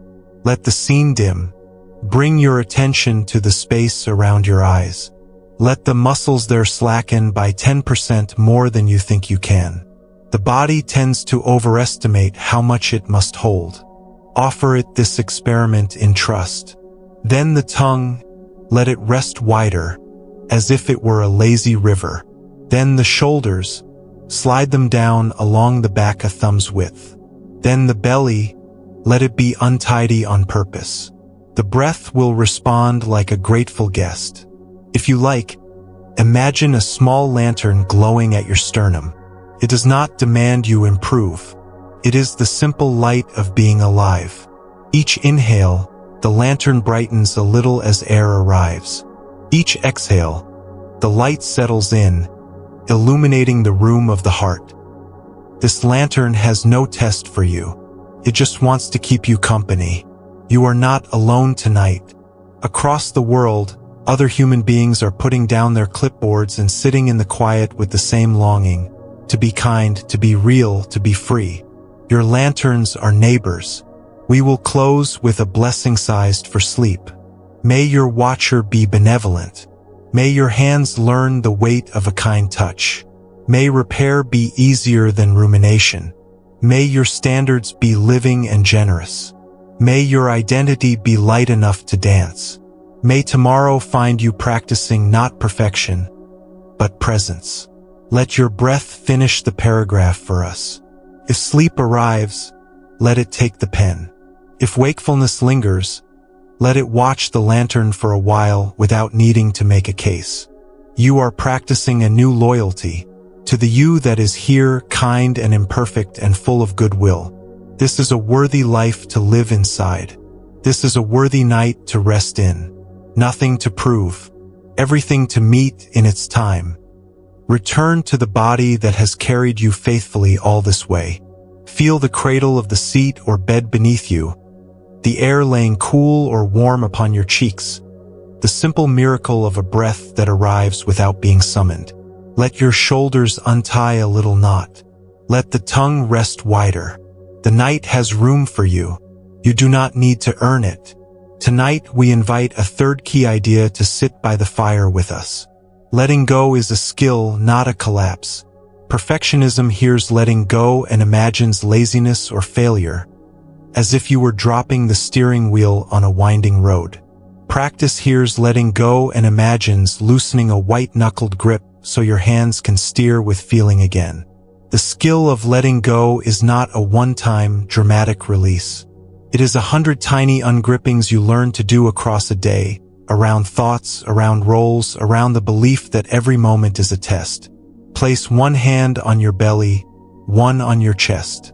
Breathe so both hands move a little. On the exhale, whisper inside, let a little go. Not everything, a little. The body understands this modesty. It will cooperate.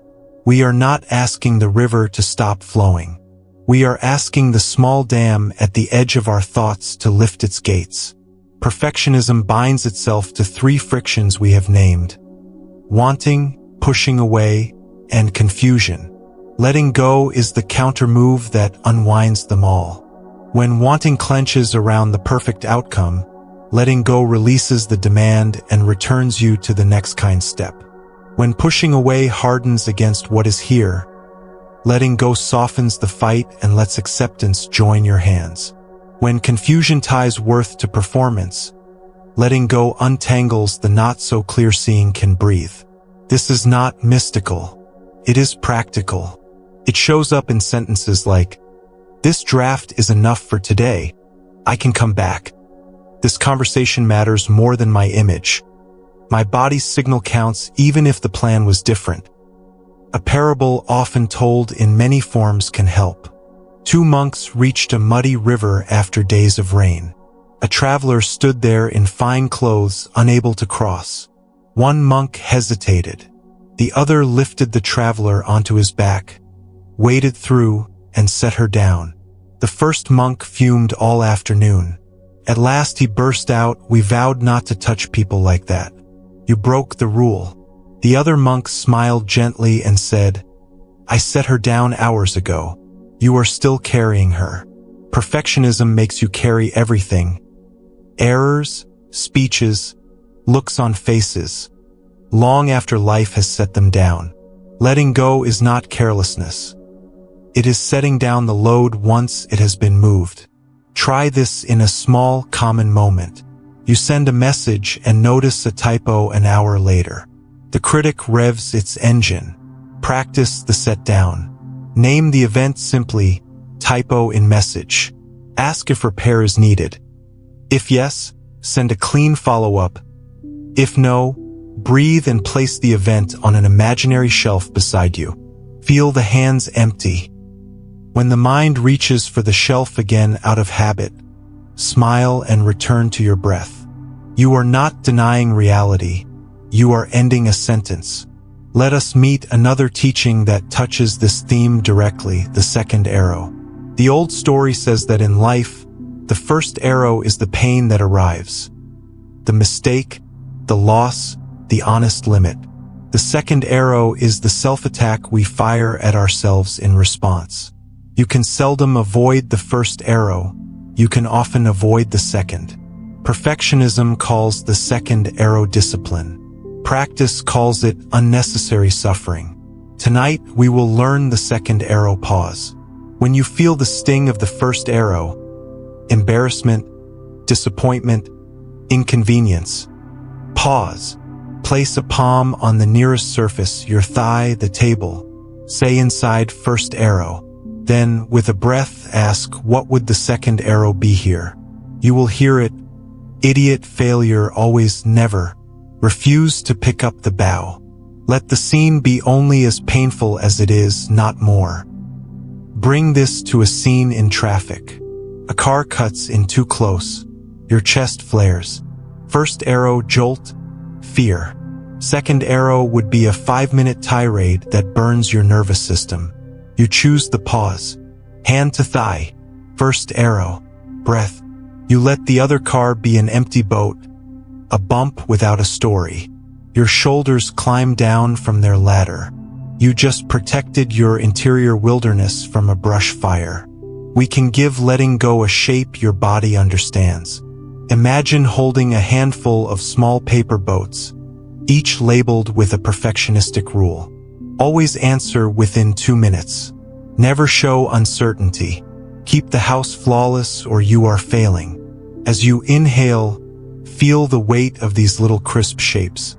As you exhale, imagine setting one into a slow stream and watching it float away around a bend. You do not set all the boats down at once. One per breath when you are ready. If a boat returns tomorrow, the stream does not mind. You can set it down again. It's the skill that matters. The wrist motion of release, the willingness to let the water carry what you don't need to hold. Letting go is not only about thoughts. It is about roles. Perfectionism fuses you to your roles until you cannot remove the costume without feeling naked.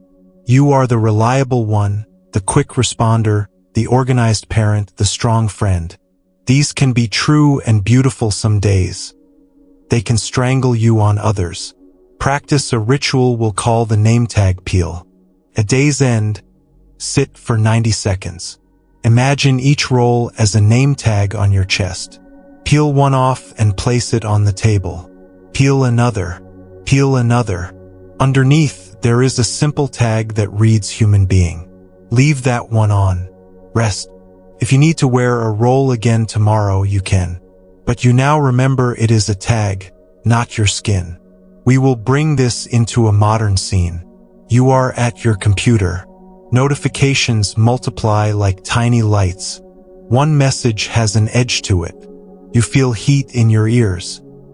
Performance mind rushes to prove itself. Letting go steps in.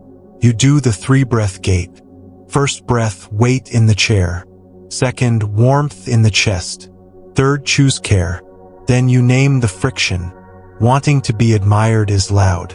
You translate it into a value. I will choose clarity over applause. You write back simply. You do not over-explain. You do not copy 6 people to spread your case. When you hit send, you practice the set down, palms on the desk like closing a book. This is not withdrawal. It is sovereignty. Another everyday arena where letting go matters is the end of a task. Perfectionism drags the end across the floor for another hour, polishing the last corner to a shine no one will see. Practice uses the good enough ending. Before you start, define what will mean done for now. When you reach it, stop. Close the file. Stand up. Step into a doorway. Bow. Then do a small redirect act. Wash a cup. Stretch your arms. Pet the dog. To signal to the body that the gear has changed. Letting go becomes a habit your muscles learn, like parking a car and turning off the engine. You deserve a quiet engine. We can add a second, more playful tool called One Clear Bell. Choose one sound in your environment that you will treat as a bell. The ping of an appliance, the click of a heater, the distant call of a bird. When the bell happens, you pause for one breath and ask, is there anything I can let go of right now? It may be a micro-clench in the jaw. It may be a grievance from this morning. It may be the fantasy of replying to every message in the world. One exhale, you set one thing down. Throughout a day, the bell invites dozens of tiny releases that reclaim your energy. Let us sit with a gentle historical vignette. In early years after awakening, the Buddha saw a man clutching a heavy raft he had used to cross a river. The man carried it through the forest as if it were life itself. The teaching that emerged is simple. You are grateful for the raft that helped you cross. You do not strap it to your back and drag it up the mountain. Perfectionism is an old raft. It carried you at times, through school, through a tough season, through a house that needed order to feel safe. Bow to the raft. Thank it. Then put it down when ground appears. You are allowed to walk now. In the kitchen of daily life, letting go tastes like simpler meals on hard days, like leaving a clean sink instead of a gleaming stove, like choosing presence with a loved one over winning an invisible contest. At work, letting go sounds like a clear no to a task that breaks your capacity, paired with an offered alternative that is honest. With your body, letting go feels like lying down for 10 minutes instead of scrolling to outrun exhaustion. None of this is glamorous. All of it is courageous. We'll name a subtle trap: the perfectionism of letting go. The mind makes a plan to release flawlessly, to be perfectly unbothered. It adds letting go to the ledger as another way to judge yourself. Smile when you catch this. You are not here to perform Zen. You are here to be human with skill. Some days the boat floats away with dignity. Some days you set it down and pick it back up 5 minutes later. That is fine. Every set down counts. The brain learns by repetition, not drama. Let us craft a practice for conversations where perfectionism often tightens the strings. It is called two hands listening. When someone speaks and you feel your inner editor rise to craft the perfect reply, imagine placing one hand under their words and one under your own body. Under their words means you are catching meaning, not debating. Under your body means you feel your breath and weight. With these two hands, you can let go of rehearsing while they speak. When it is your turn, allow a pause. Let the answer be short and honest. You will notice your presence increases. People feel met, not managed. A story for the heart. An old woman kept a garden by a dusty road. Traveling monks passed and were given tea under a tree. The woman's teapot had a hairline crack. Sometimes tea dripped onto the table. A young monk tried to fix the pot with string and clay. The old woman laughed softly and undid his work. She pointed to a line of tiny moss growing where the drips had fallen for years. That moss, she said, is why the sparrows come. Letting go of fixing everything created a home for something living. In your life, the little drips, the mistakes, the pauses, the non-optimized minutes are not always leaks. They can be irrigation. You do not know what tenderness grows there. The body would like a turn. Notice where letting go is hardest in your tissues. Maybe the back of the neck, the belly wall, the hands. We will do the rope to ribbon practice. Picture the tight place as a rope pulled taut between two posts. On the inhale, imagine the fibers softening. On the exhale, imagine the rope loosening into a ribbon that can move with the breeze. 3 breaths like this. Then, if it feels right, touch that place with your palm. Say inside, you can be a ribbon. The body learns images the way a river learns its banks. Digital life deserves a tender plan. Perfectionism wants you to answer instantly, to curate endlessly, to present without pause. Letting go invites a schedule. 2 or 3 small windows a day for messages. A 5-minute review for what truly matters, a gentle closing ritual. We'll call it the door and the lamp. Open the digital door at chosen times. When you close it, place your hand over your heart for 1 breath as if lighting a lamp in your house. The hand tells your body we are inside again. We do not live in the hallway. Let us rejoin the triad of inner powers that will keep meeting you. Compassion, clear seeing, letting go. Picture them as 3 friends who walk with you to the market of your day. Compassion carries a basket, receiving things without hurry. Clear seeing holds the list, reading what is actually needed. Letting go keeps the bag light, returning what is not yours. When a vendor shouts a should, compassion smiles. Clear seeing checks the list, and letting go declines politely. These friends are not personalities. They are stances you can take, 1 breath at a time. Now a micro practice for when you feel behind, which is perfectionism's favorite spell. It is called I am on time for this breath. When the thought I am behind arrives, do not argue with it. Breathe and say inside, I am on time for this breath. Then ask, what is the next kind stone to step on? Do that one thing. Behind is a story the mind tells about the entire river. On time for this breath is a truth too small to fight, and it restores you to the place where action is possible. We will walk into a doorway many people dread, the end of the day. Perfectionism audits in poison ink. Practice audits in light. Try the 2-note ending. Before sleep, hum or imagine 2 notes. On the first, name 1 honest effort you made, however small. On the second, name 1 thing you are willing to set down until morning. Effort named, burden set down. You will feel the bed take more of your weight. The day is allowed to end. There is a sweet practice for mornings that reinforces letting go while strengthening dignity. It is the pocket stone. Find a small, smooth stone. In the morning, hold it and whisper 1 value you are honoring today.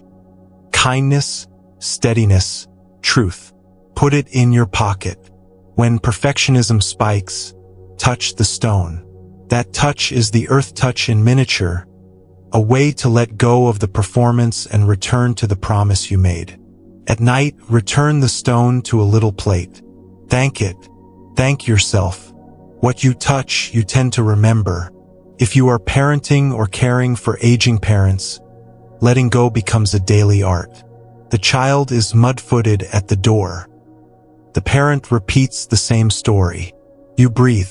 First arrow, inconvenience, fatigue. Second arrow would be resentment or self-attack. You choose the pause.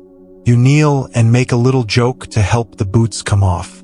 You sit and listen to the story as if it were music you have heard before and still like.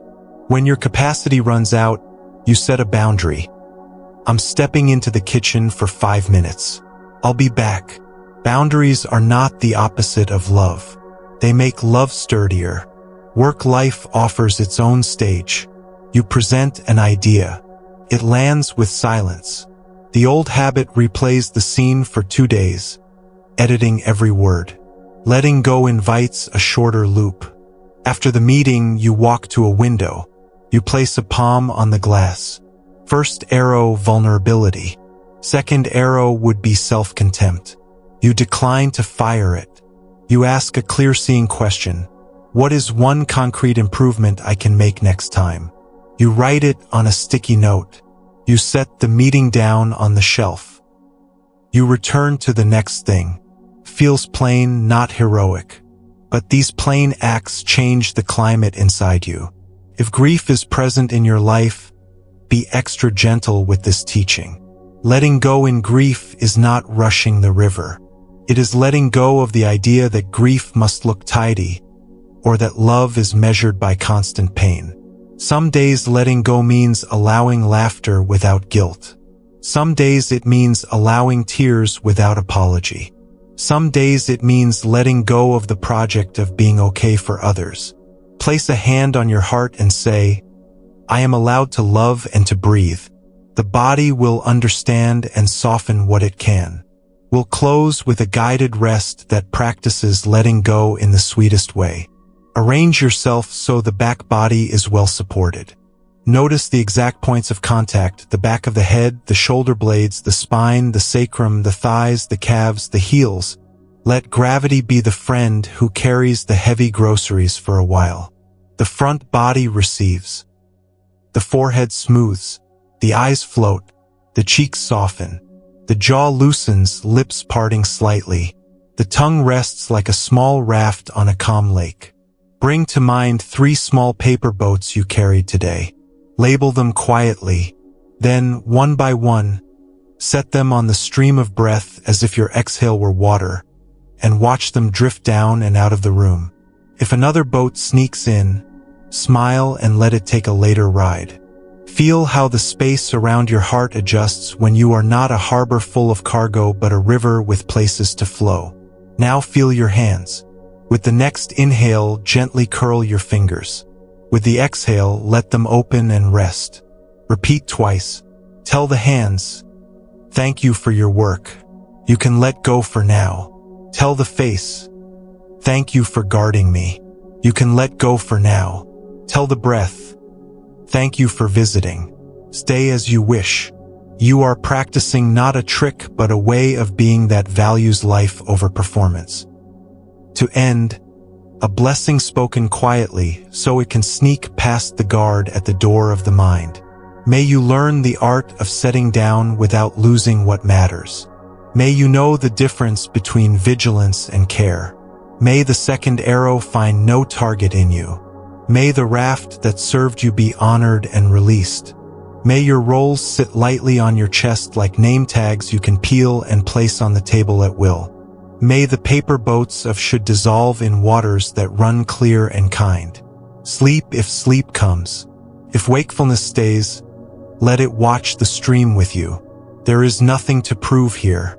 There is only the skill of unripping, practiced in small, steady ways, until your life hums with a gentler music. We will keep learning together, one breath, one bow, one boat at a time. Feel the shape your body makes in this room. The back of the head resting. The shoulders held by gravity's gentle palm. The steady tide of your breath, arriving and departing without paperwork or proof. Nothing to fix. Nothing to prove. If it feels good, let the eyes soften as if you're looking out across a meadow at dusk. Soft eyes tell the body the world is wide enough for you to rest inside. Tonight we walk with a third companion that balances the other 2 we've welcomed. Compassion and letting go. It is clear seeing. Clear seeing is not harsh scrutiny. It is not the icy brightness of a spotlight. It is the kind light of morning, the way a window slowly brightens until a room reveals itself. Perfectionism tries to create safety through performance. Clear seeing creates safety by telling the truth gently, so you can act wisely. When your sight is kind and accurate, you stop wasting energy on ghosts. Take a slow inhale as if you're drawing it through the soles of your feet. Let the exhale leave by way of the crown of the head. Now ask, without urgency, what is here actually? Not what the critic claims. Not what the frightened child predicts. What is here? The simple question is a doorway out of confusion. Confusion is the third friction we name often, after wanting and pushing away. In perfectionism, confusion disguises itself as certainty. Always, never, disaster, ruined. Clear seeing loosens that grip. It replaces always with sometimes. It replaces never with not yet. It replaces disaster with challenge. It replaces ruined with reparable. A tiny practice you can use all day: fact and story. When you feel a spike of tightness, name one fact and one story. Fact: the email has not been answered for 2 hours. Story: they are angry and I blew it. Fact: the floor has toys on it. Story: I am failing as a parent. Fact: the voice in my head is loud. Story: I will always be dominated by this voice. Facts are few and cool to the touch. Stories are many and hot. Holding them side by side gives you room to breathe. From breath comes choice. Let us place this in an ordinary morning. You glance at your phone and see a message from your manager asking to talk. The stomach drops. The mind writes chapters. You are in trouble. Your role is at risk. Your work has been worthless. Now clear seeing. Fact: request to talk at 2 p.m. Fact: no content supplied. Story: catastrophe. You do the 3-breath gate. First breath, weight in your feet. Second, greet your chest with a quiet palm. Third, choose care. You write back, happy to talk. Any context I can prepare. The body settles because you took a real step. At 2 p.m., you find it was a simple check-in. Or it is feedback you can use. Either way, you saved yourself hours of pretend suffering by lighting the room with gentle truth. Another small practice: name the filter. Perfectionism puts a filter over your lens: catastrophe filter, approval filter, fairness filter, competence-only filter. When you notice one, say it inside. Approval filter is on. Merely naming the filter gives you a sliver of distance. Now, instead of the world is judging me, the mind shifts to my approval filter is coloring this scene. With that distance, you can ask different questions. What matters here, actually? What is the next kind thing? What can be left for later? Filters are not enemies. They are old tools that once protected you. Clear seeing thanks them, sets them down, and looks again. A brief teaching tale that points at this. A novice sat cross-legged, polishing a floor tile every day, hoping to make it a mirror. His teacher watched for a week and finally asked, "What are you doing?" The novice replied, "Making the tile into a mirror." The teacher laughed softly. "You can polish the tile forever. It will not become a mirror. If you want clarity, look at the mind polishing." In our terms, perfectionism keeps polishing the tile: emails, workouts, tasks. Thinking clarity will arrive when the surfaces shine. Clear seeing turns toward the polisher itself. How am I seeing? What am I assuming? What is true enough to act on right now? You still care for the tiles of your life. You just stop confusing elbow grease with wisdom. Bring this to a kitchen scene. You cook and 3 things happen at once. A pan hisses, a child calls, a timer rings. The critic shouts that a competent person would glide through this and you are failing. Clear seeing notes. Sounds are overlapping. I feel tight. 3 tasks need attention. Care answers. Turn off the timer, lower the pan, say to the child, 1 minute, then I'm yours. The sequence is plain and human. No courtroom. You do not perform competence. You practice kindness with what is actually in front of you. A helpful image, snow globe mind. When the globe is shaken, by a text, a glance, a memory, the flakes whirl into a storm. Perfectionism tries to grab each flake mid-air, to control every thought. Clear seeing sets the globe down on a table and waits a minute. The flakes fall by themselves. Then you can see the little house again, the fence, the tiny tree. A 1-minute set down can prevent a 5-hour spiral. Place a hand on your belly, wait 1 minute, and let the snow settle. While it settles, do the lightest task available. Sip water, straighten a book, pet the dog. This is not avoidance. It is allowing your nervous system to return to baseline so you can see. We can use language to help. The critic loves absolute words. Always, never, everyone, no one, perfect, ruined. Clear seeing prefers modest words. Often, sometimes a few, this time enough, reparable. Try this with something sticky today. Instead of, I always mess up meetings, try, sometimes I lose my place when I rush. Instead of, this plan is ruined, try, this part needs a simpler step. Modest words make action possible. Harsh words make the body brace and do nothing. 3 common mind fogs magnify perfectionism. Mind reading, time traveling, and doom math. Mind reading pretends to know what others think of you. Time traveling drags future disasters into the present. Doom math runs worst-case equations until all paths end in failure. Clear seeing has antidotes you can reach for like tools on a belt. Against mind reading, ask a simple question out loud or accept you don't know. Against time traveling, date the fear, this is a future thought, not a present fact, and return to the next right action. Against doom math, find one counterexample or one person to reality check with. If you can't find them, remind yourself you might be tired. Tired brains are creative at suffering. Let's step into a workplace scene. You present an idea. Someone frowns. The mind writes a novel about the frown. Clear seeing notices 3 details. The room is warm. The person was frowning even before you spoke. Their notes are open to a blank page. You decide not to hand your worth to a forehead. After the meeting, you ask for 2 bullet points of feedback. You get 1 useful item and 1 that doesn't fit. You adjust 1 thing, let the other go.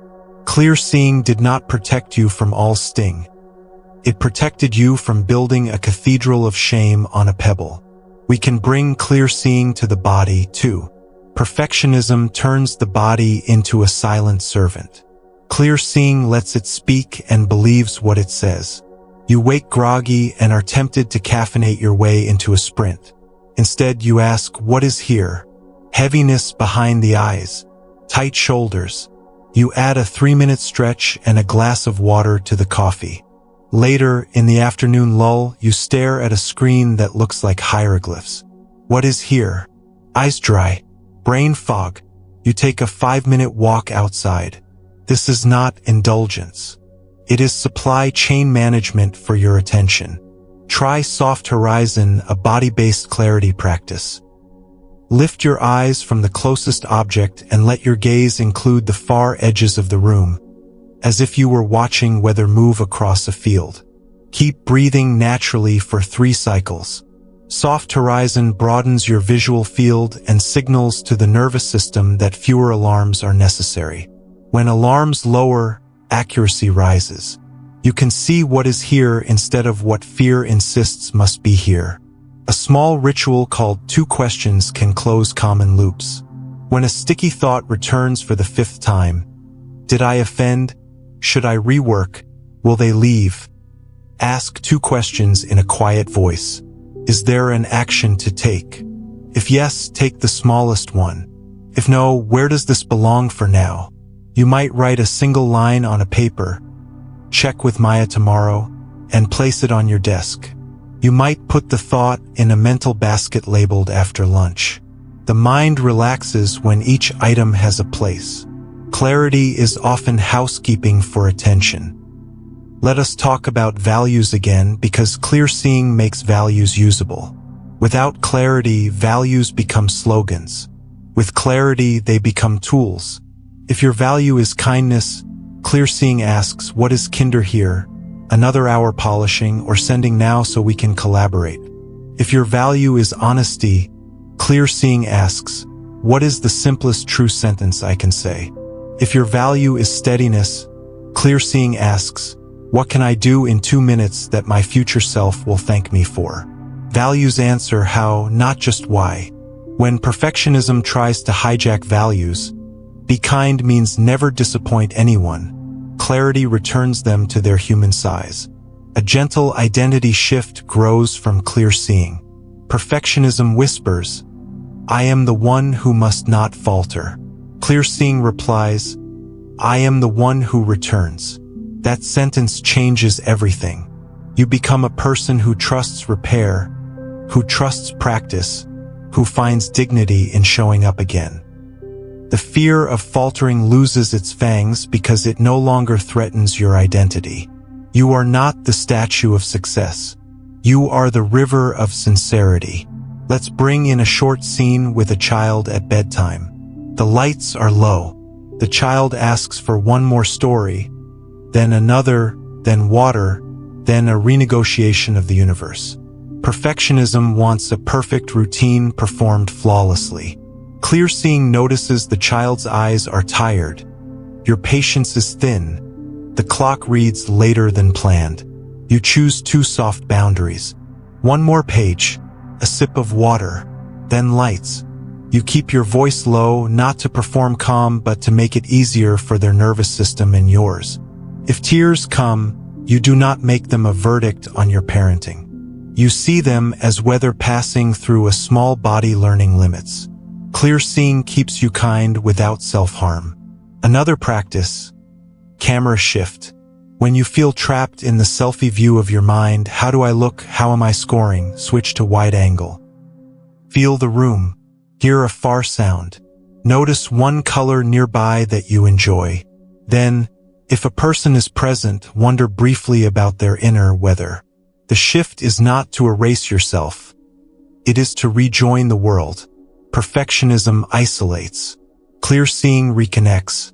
Let us visit digital life, where clarity is often rented out to algorithms. Design a single window hour once a day, one tab, one task, one intention. Before you begin, write the intention in a simple sentence and place it near your keyboard. When your hand reaches for a new tab, read the sentence out loud. If distraction has traction, set a 12-minute timer. At the end, stand up and look at the farthest thing you can see. Soft horizon again.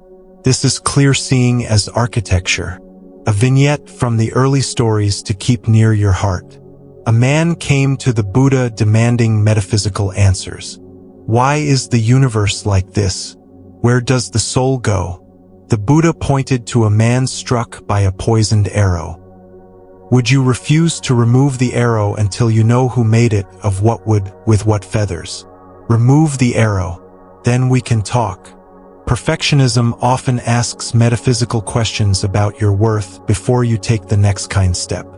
Clear seeing removes the arrow first. Drink water, apologize simply, write the paragraph, take the walk, set the boundary. Wisdom grows best once the poison level drops.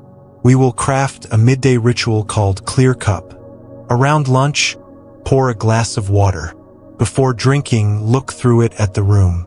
Notice how edges distort and shimmer, then settle when the water is still. Sip. Ask the 4 lantern questions we've learned to love. What is happening? What matters? The next kind thing, what can wait? Write one word if it helps. The ritual lasts 1 minute and tells your body midday can be a reset rather than a race.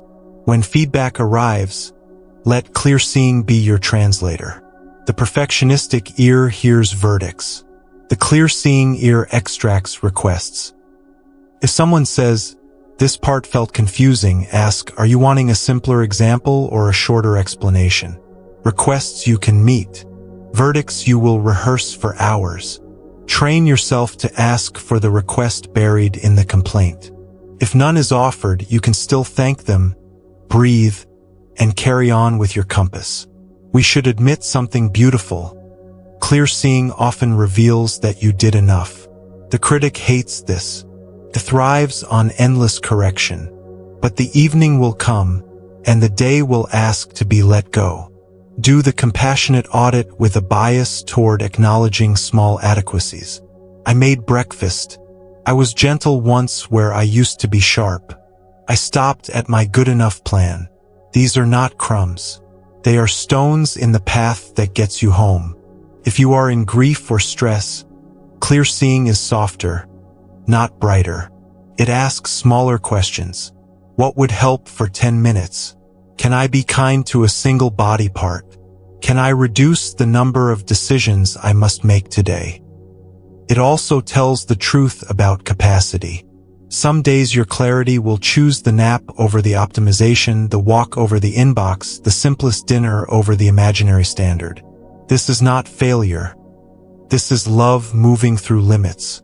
We are ready for a guided settling that lets the sediment drop so the water clears. Arrange yourself in a shape that your body recognizes as ease. Feel the back body supported, the back of the head, shoulder blades, spine, sacrum, thighs, calves, heels. Feel the front body receptive, the forehead smoothing as if a kind hand rests there, the eyes floating like small boats in a quiet harbor, the cheeks soft, the lips parted by a sliver, the tongue resting wide, the throat open like a doorway with a summer curtain. Let breath move as it wants. Imagine a jar of river water lifted from a muddy bend. At first it is cloudy. Thoughts swirl like silt. You do not stir the jar. You place it on a windowsill inside your chest. Sunlight warms it.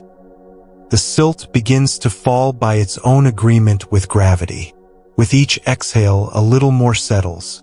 With each inhale, the water brightens. You do not rush. You do not judge the amount of silt. You simply hold the jar steady. After a while, you can see through to the small stones at the bottom. Some are smooth from years of being tumbled. One is shaped like a heart. One is shaped like a little house. One is shaped like a seed. Your life contains all these shapes. The clearer the water, the easier it is to love them. Bring to mind one scene tomorrow where confusion usually runs the show. See it softly. Place a hand over your heart and lay the other hand open, palm up on your lap.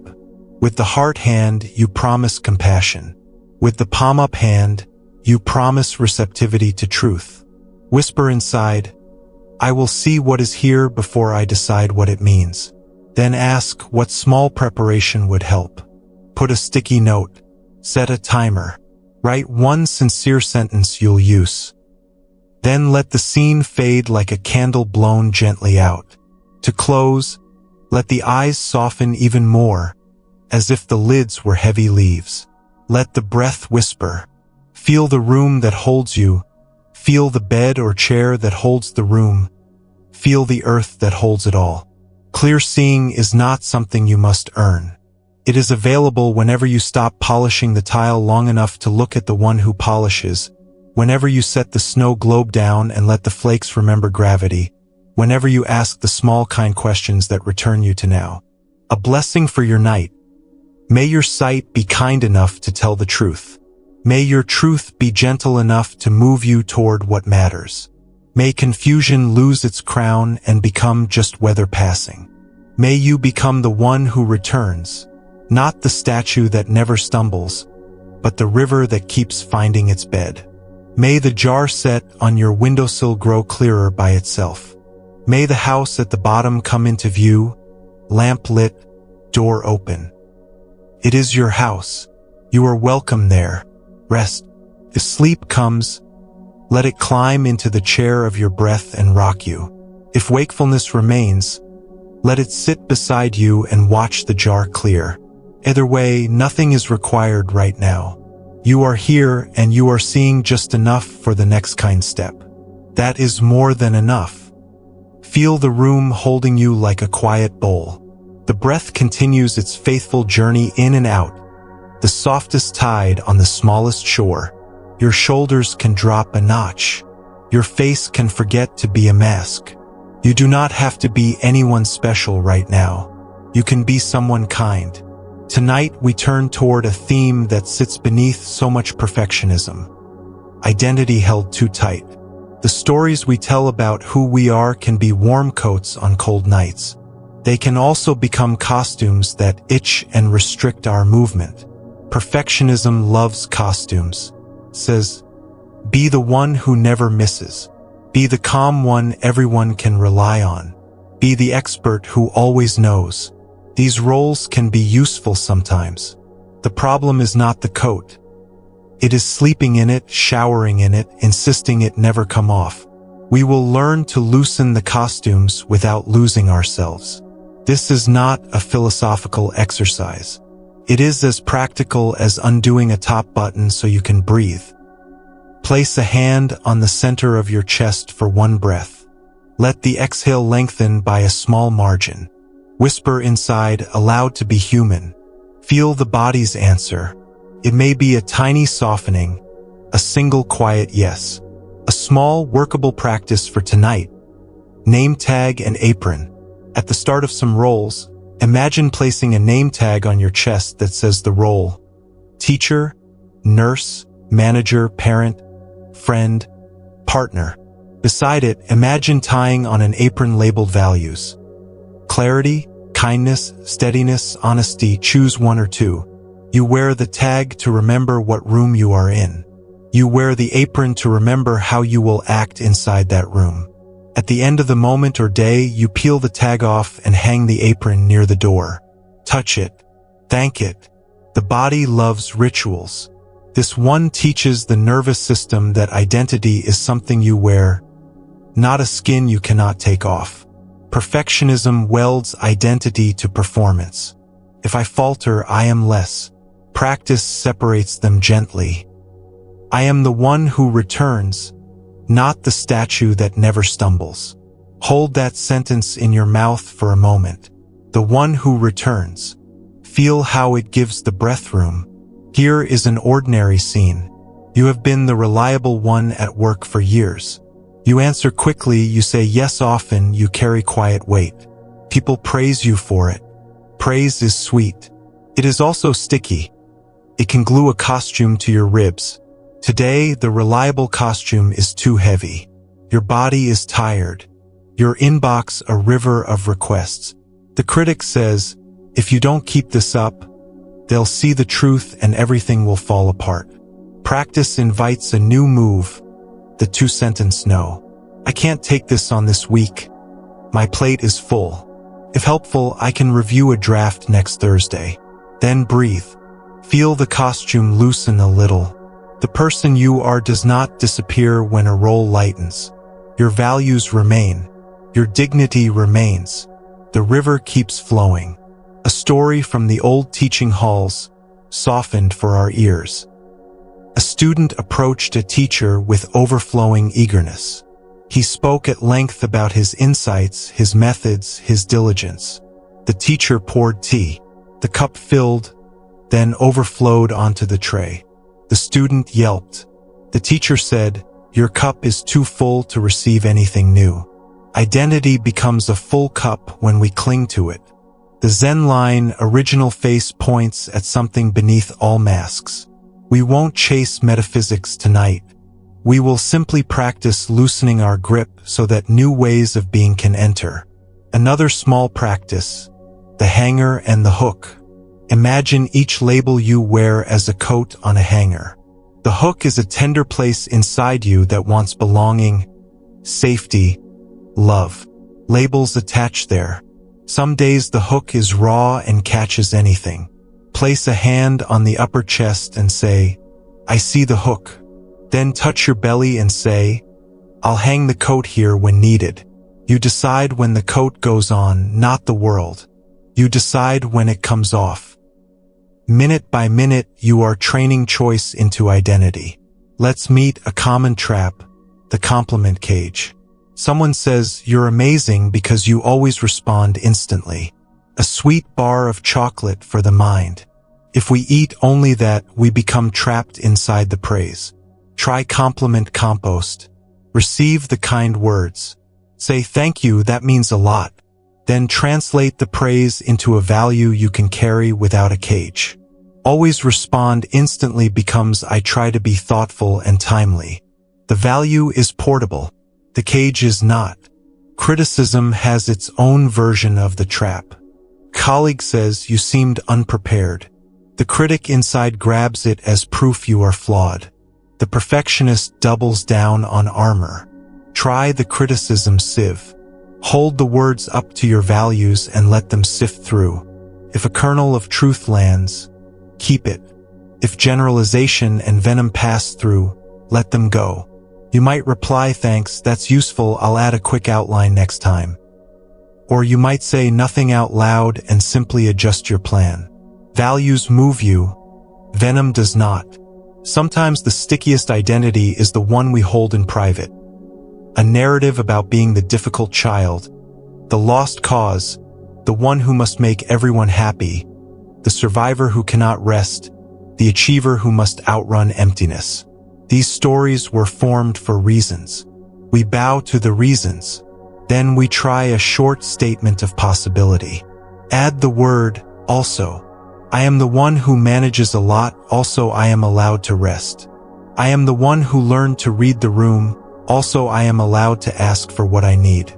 I am the competent one, also I am allowed to be helped. Also is a quiet hack that unhooks absolutes without argument. Let's bring this to parenting or caregiving. You've been the patient one for years. Tonight your patience is thin as paper. The child spills, the parent repeats, the house rings like a bell. The critic snarls that failing patience means failing love. Practice notices the human limit and lets identity breathe. You kneel to the child and say softly, "I need 3 slow breaths, then we'll clean this together." You say to the parent, "Tell me the first part again while I make tea." Your identity shifts from the patient one to the one who repairs what can be repaired and repairs attention to what matters. We can use the body to loosen identity. Perfectionism lives as posture. The costume of the competent one narrows the eyes and leans the head forward. The costume of the nice one lifts the voice and tucks the chin. Try the costume release. Sit or lie down and imagine unbuttoning an invisible jacket at the sternum, then sliding it off your shoulders. Shake the arms gently 3 times. Roll the neck once each way as if hanging the jacket on a hook.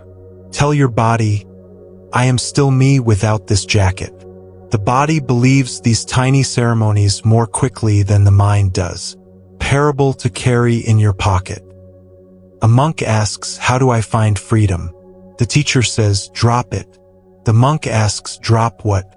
The teacher says, "The story that you are only the story." This is not a riddle to be solved tonight, only a direction of looseness. When you feel the ache of being squeezed by a roll, whisper, "I am more than this story." Then ask the simple questions that help you act. What's happening? What matters? Next kind thing? What can wait? Freedom grows in plain steps. Let's walk into a workday. There is a meeting where you usually play the expert. It is your armor and your stage. Today you experiment with a lighter identity. Before the meeting, write 3 words on a small card. Clarity, brevity, curiosity. During the meeting, when your mouth wants to perform, you breathe, look at the card, and ask a question that opens the room. You speak in shorter lines. You leave more space. Afterwards, you feel both exposed and relieved. That mix is the sensation of identity loosening. Can feel wobbly. Let wobble be okay. Balance is not the absence of wobble. It is wobble averaged over time. Digital life can glue identity fast. The feed rewards hot takes and polished frames. You can practice a small identity fast. For 24 hours, do not post about yourself. Do not refresh to measure your existence through hearts. Instead, send 3 quiet notes of appreciation to others. The fast is not penance. It is a way to notice how quickly the mind reaches for mirrors. When the fast ends, you may return with more choice. There is a Buddhist image often shared, a finger pointing at the moon. The finger is the method, the role, the words. The moon is the living truth beyond concepts. Perfectionism falls in love with the finger and tries to polish it forever. Practice looks up, smiles at the moon, and uses the finger when useful, not as a shrine. Your roles and labels are fingers. Your values and presence let you see the moon. Another micro-practice, 3 names, 1 breath. On an inhale, silently say your given name. On the exhale, say your role for the next hour. On the next inhale, say a live one. The first name honors your history. The role focuses you. The phrase alive one returns you to something wider, breathing, sensing, learning. When you repeat this a few times a day, the mind remembers that identity is layered, not a single mask duct taped to your face. Sometimes identity sticks because of vows you made without noticing. I will never be needy. I will always be strong. I will be the fixer so no one leaves. These vows once protected you. You can thank them and update them. Try the vow revision. Write an old vow in pencil. Then write a kinder version beneath it in ink. I will never be needy becomes I will honor my needs and ask skillfully.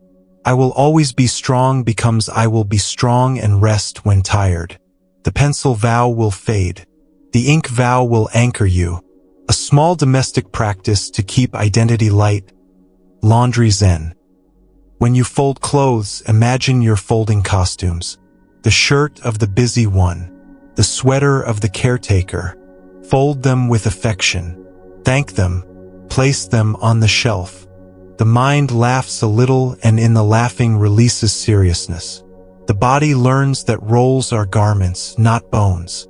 Here is a tender story. A potter in late life lost some dexterity. Her bowls had once been impeccably even. Now a thumbprint remained on many rims. She stopped trying to erase it. She began to sign with that print, soft, human, unmistakable. When asked, she said, I am done pretending to be a machine. Identity shifted from the perfect potter to the true one. Her bowls sold no faster, no slower, but she slept better. She lived in the bowl of her own life with less grinding. Let us return to the three frictions because identity clings through them. Wanting says, I must be seen as X. Pushing away says, I cannot tolerate being Y. Confusion says, if I am not X, I am nothing. Meet them with the same trio we are training. Release the demand to be seen a certain way. Accept the moment you are, even if it humbles you.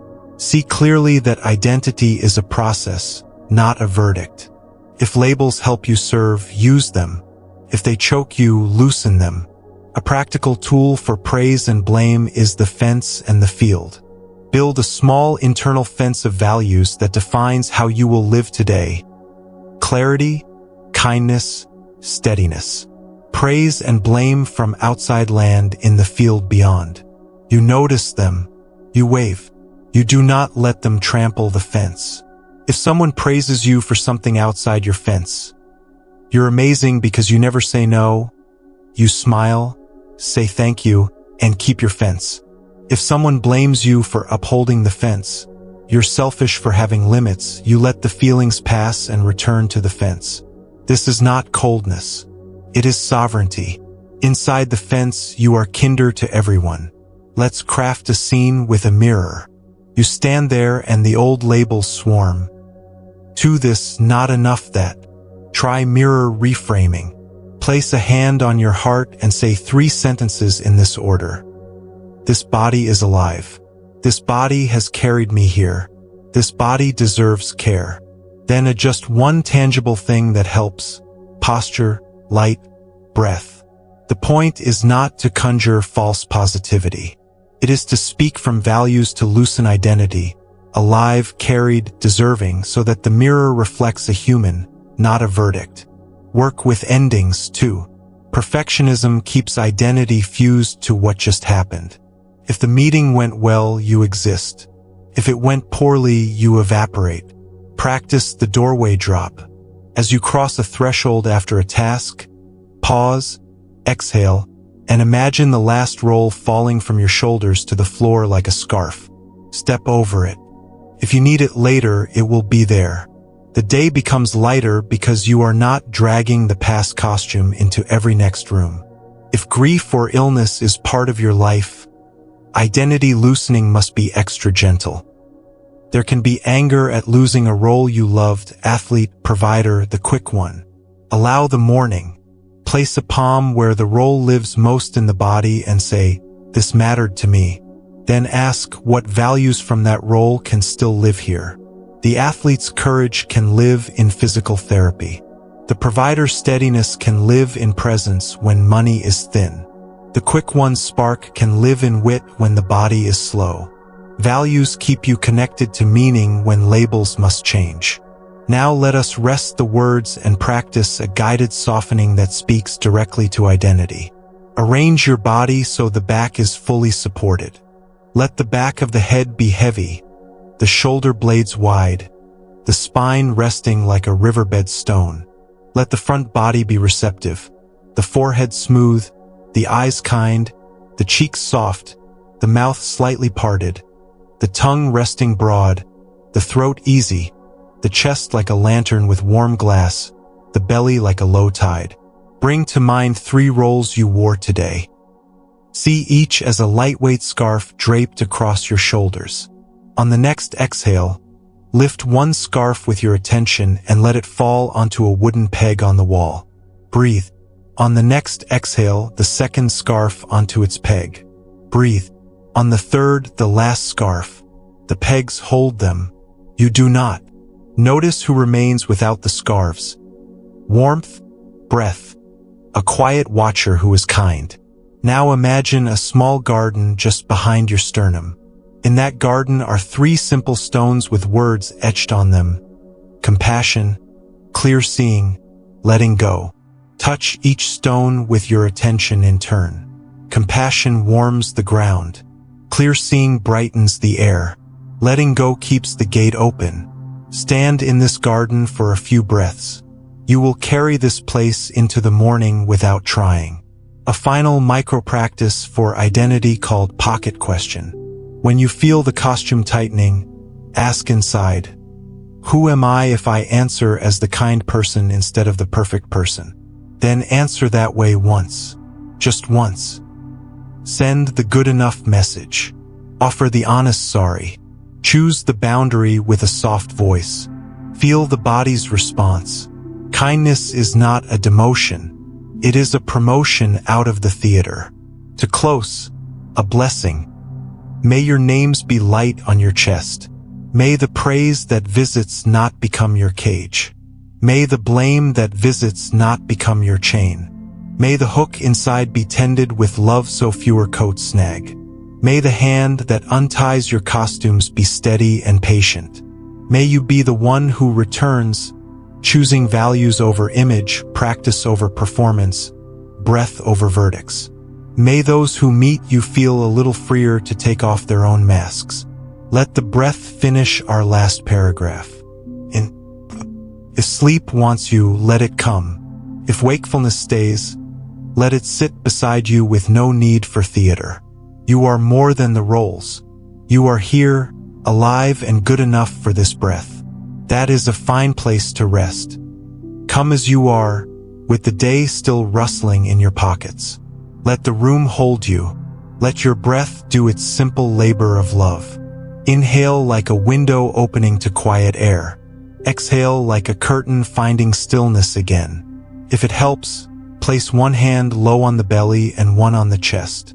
The body understands hands. It hears them faster than it hears thoughts. Tonight we lean closer to the 3 old frictions that keep perfectionism running on high heat. Wanting, pushing away, and confusion, and we learn to update them in real time. We are not trying to be saints. We are trying to be humans who suffer less and love more. The tools are small because small is what you can actually use while answering a text, standing in a doorway, or washing a glass. Begin with wanting.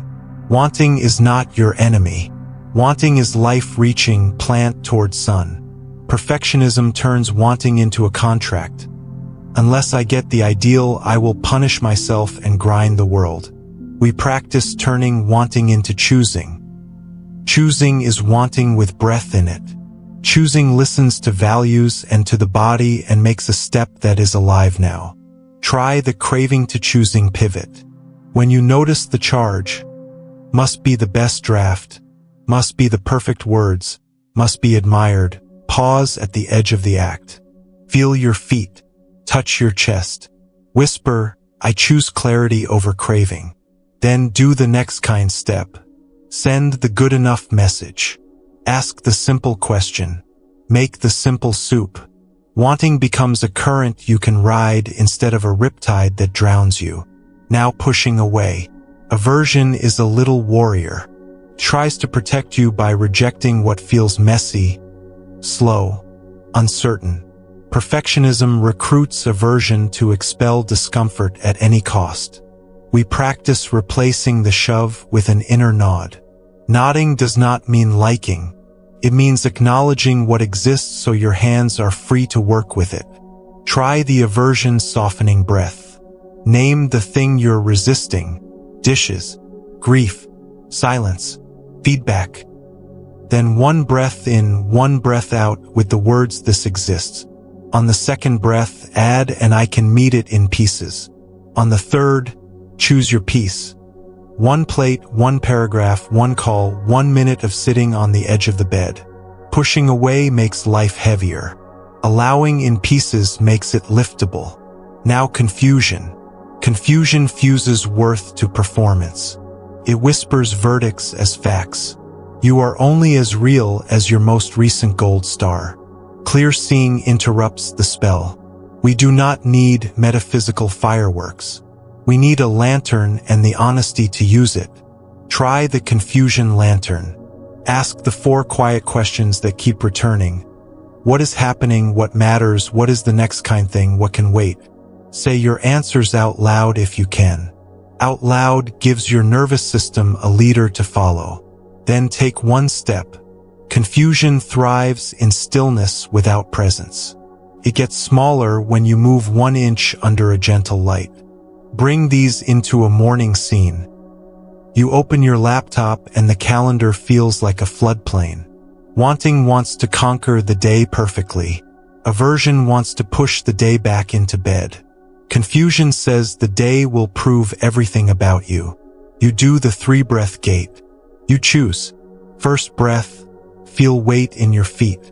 Second breath, feel warmth in your chest. Third breath, choose your compass. Kindness, clarity, steadiness. Now apply the lantern. What is happening? Full day, anxious body. What matters? Delivery with presence, not theater. Next kind thing.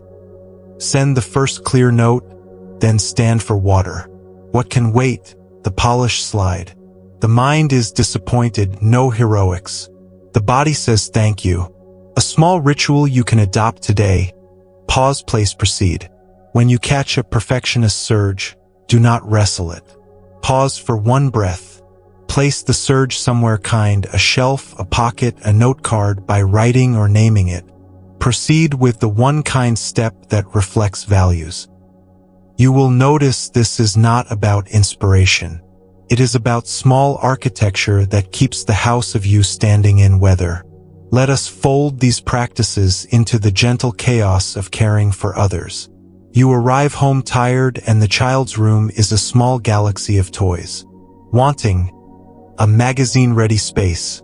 Aversion, slam the door and scroll in the kitchen. Confusion, if I don't fix this, I'm failing. Choosing steps in, I will aim for walkable. Allowing steps in, I will do this with a timer. Clear seeing steps in 10 minutes, 2 baskets, music. You invite the child to be on the sorting team and you praise attempts, not results. When the timer dings, you stop, and you stop actually. This matters. You are teaching your body that a clear end exists, which makes beginnings lighter tomorrow. A story walks with us from the old days, softened for gentle hearts. A young mother named Kisagami lost her child and was torn by grief so fierce it left no heir. She begged for medicine to return the child. The Buddha asked her to bring a mustard seed from a home untouched by loss. She walked house to house. Everywhere, loss lived. The quest did not erase her grief. It opened a door in it. She sat with others whose eyes knew the same ache. Over time, breath returned. The teaching is not that grief is simple. The teaching is that the attempt to push away universal human weather isolates us. Allowing and joining make breath possible. If you are grieving, let this story be a hand on your shoulder, not a command. You may not be ready to walk house to house. You can start with one friendly face, one honest sentence, one slow cup of tea held by both hands. Let us go to the workplace again. Feedback arrives and it is mixed. Wanting flashes, desperate to be perfect. Aversion flares, wanting to explain it all away. Confusion booms, you are exposed. You use the confusion lantern, what is happening, mixed response. What matters, learn and keep dignity. Next kind thing, extract one clear request and a next step. What can wait? Fixing your entire identity. You write back, thank you. I'll tighten the first section and add a simple example. Then you stand, look out a window, and touch the frame with your palm. That touch is your earth touch. Touching the world calms the watcher inside. It says, you belong to something larger than a paragraph. We can upgrade your self-talk in the thick of these moments. The courtroom voice thrives on always and never. The kitchen voice speaks in adjustments. Replace I blew it with I missed that piece. Next time, front load it. Replace I am impossible with I was overloaded. I'll ask for clarity earlier. Replace I look foolish with I'm learning out loud. Keep the sentences short. Short sentences do not leave space for monsters to climb in. There is a domestic scene where perfectionism loves to lurk. The late night audit. You are brushing your teeth and the mind becomes a projector playing your day in harsh light. We will use a gentler format called 2 stones and water. Name 2 efforts you respect in yourself today, however modest. I called back. I stretched for 2 minutes. Then name 1 place for water tomorrow. 1 area where you will pour attention without violence. The naming takes 30 seconds. Then you place 1 palm on your chest and run water over the other hand at the sink. The body learns by symbols. Water on skin says tomorrow can be different. We will also build a practice for the digital storm. Perfectionism turns screens into mirrors. You will practice single meadow. Once each day, open 1 window for 12 minutes with a single purpose. Before you begin, write your purpose on paper. When your fingers reach for a new tab, touch the paper. If you slip, you do not insult yourself. You simply return. 12 minutes of meadow, not maze. When the bell sounds, close the window and look at the farthest thing you can see. Soft horizon settles snow globe mind. Another tool for heavy days is the gentle stopwatch. Perfectionism demands heroic stints fueled by fear. The gentle stopwatch gives you intervals that respect the human animal. Set 12 minutes to enter a task. Stand for 1 minute to stretch or sip water. Set 12 minutes to continue. Stop. The stopping is part of the practice.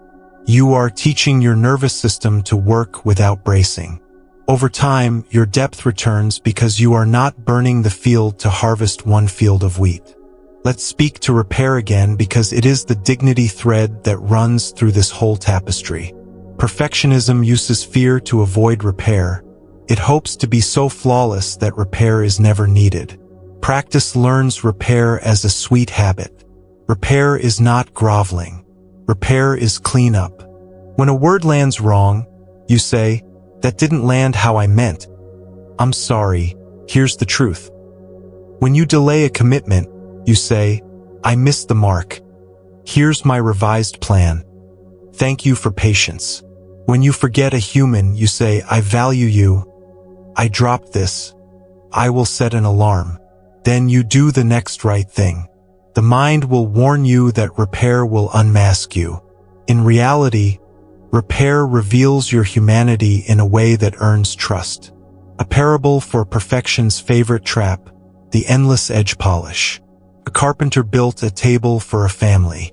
He sanded and sanded and sanded the same corner until the wood thinned. The apprentice asked why he ignored the wobble. The carpenter sighed and said he was afraid to look at the leg because it might require a change in design. The family arrived. The corner gleamed. The table wobbled. In our work, corner polish is the tiny, safe improvement we use to avoid the structural piece. Clear-seeing asks, what is the table leg here? Then, kindly, you work on it for 10 honest minutes. 10 minutes on the leg beats an hour on the corner every time. Identity threads through all of this. You may notice how often your sense of self gets threatened by tiny moments. A frown on a colleague's face, a child's impatience, a typo. You can practice the tiny identity bow. Whenever you feel that old rush to prove or protect, lower your chin a fraction and whisper, I am more than this moment. Then answer the lantern questions and act. The bow is not a performance. It is an inside reminder, a scene in traffic for practice. You are stopped at a red light and you feel behind. Perfectionism says, sprint now in your head. Plan the entire week, solve every problem. Practice says, I am on time for this breath. You soften your eyes and look for the farthest thing. Cloud edge, antenna, tree. You name 3 colors in the scene. You breathe. The light changes. You go. Nothing dramatic happened, and yet everything important did. You chose the present over a panic rehearsal. If the night is hard, add Sabbath minutes. Choose a 5-minute pocket where you will stop doing and let yourself be done. Not as a joke, as a practice. Sit in a chair. Place both feet on the floor. Hold a warm mug or rest your palms on your thighs. When the mind panics, this is waste. Answer, this is refueling. The world is not improved by my constant sprint. 5 honest minutes can save an hour of false effort. We will bring a gentle historical vignette to steady us. After awakening, the stories say the Buddha spent time simply looking at the tree that sheltered him, grateful. He did not launch a world tour. He admired the ground. After you do one true thing, send the message, set the boundary, begin the task, pause and admire the ground. Touch the table. Thank your breath. You are telling your body that worth is not only in the next task. Worth can be tasted here. Before we settle, let's craft a micro-practice for evenings with others. Tea and threshold. Before you enter a room where connection matters, hold your cup with 2 hands, tea, water, anything. Breathe once. Ask, how do I want to be with these people? Then cross the threshold. Put your attention on faces for 1 full minute before you put it on tasks. Faces first. Results second. This flips perfectionism on its head. People feel it, and everything gets easier. Let us rest now in a guided settling that braids choosing, allowing, and clarity into the body. Arrange yourself comfortably. Notice the back body supported. The head heavy like fruit on a branch. The shoulder blades broad. The spine long and easy. The hips like stones in sand. The thighs and calves letting go in small increments. Notice the front body receptive. The forehead smoothing. The eyes floating like leaves on still water. The cheeks soft. The jaw loose. The tongue resting wide. The throat open. The chest lit by a warm lantern. The belly like a field after rain. Bring to mind one small place where wanting, pushing away, and confusion tangled you today. See it gently like a scene from a film watched from a soft chair. On the inhale, say inside, choosing. On the exhale, do the smallest release you can. A breath, a drop of the shoulders, an unclenching of the hands. On the next inhale, say inside, allowing. On the exhale, nod to the fact of what is here without making it a verdict. On the next inhale, say inside, clarity. On the exhale, ask the 4 lantern questions in the quietest voice you can hear. What is happening? What matters? Next kind thing. What can wait? Let the answers be shorter than your fear. Now imagine 3 small paper boats near your heart. 1 labeled wanting without breath. 1 labeled pushing away. one labeled confusion. With each exhale, set one boat on a stream that runs along your ribs. Watch it float past the lantern in your chest and disappear around a bend. If a boat returns, you are not failing. You are practicing release. Boats return. Rivers continue. We will add a touch because touch translates everything.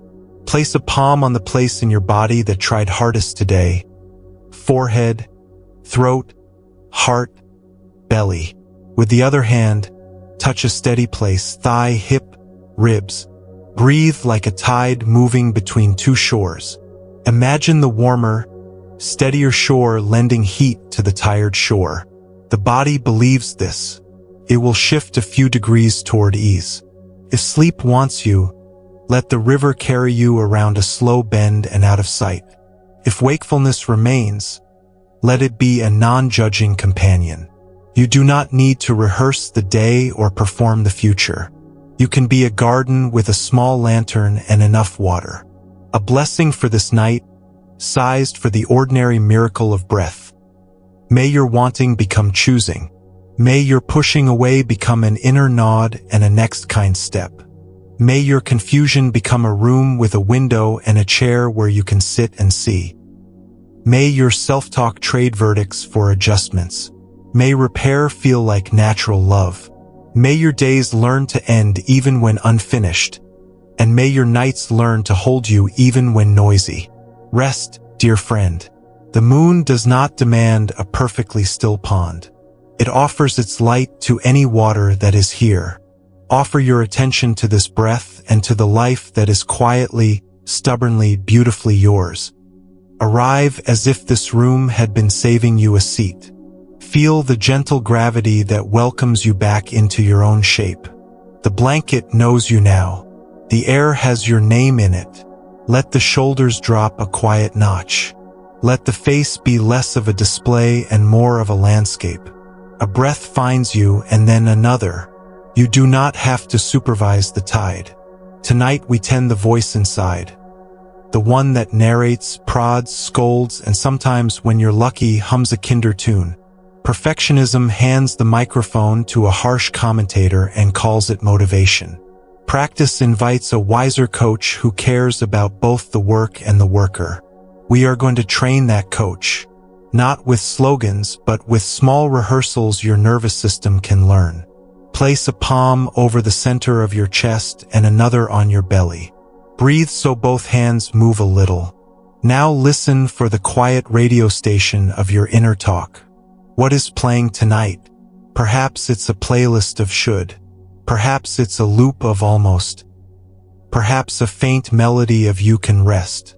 There is no need to judge the station. We are here to tune it. A simple frame will guide us. The 3 seats. In your inner house there is a courtroom, a kitchen, and a garden. The courtroom voice assigns blame and demands perfection. The kitchen voice makes adjustments and feeds the day. The garden voice tends what's alive and trusts seasons. Perfectionism keeps you on the hard bench of the courtroom. Practice invites you to cook and to tend. Tonight, we will notice which seat you are in and move seats on purpose. Imagine an ordinary morning. You spill coffee on a shirt. The courtroom bangs its gavel. Clumsy, late again. Look at you. The kitchen lifts a towel, wipe, swap the shirt, add 3 minutes to the plan. The garden steps to the window. Light is kind today.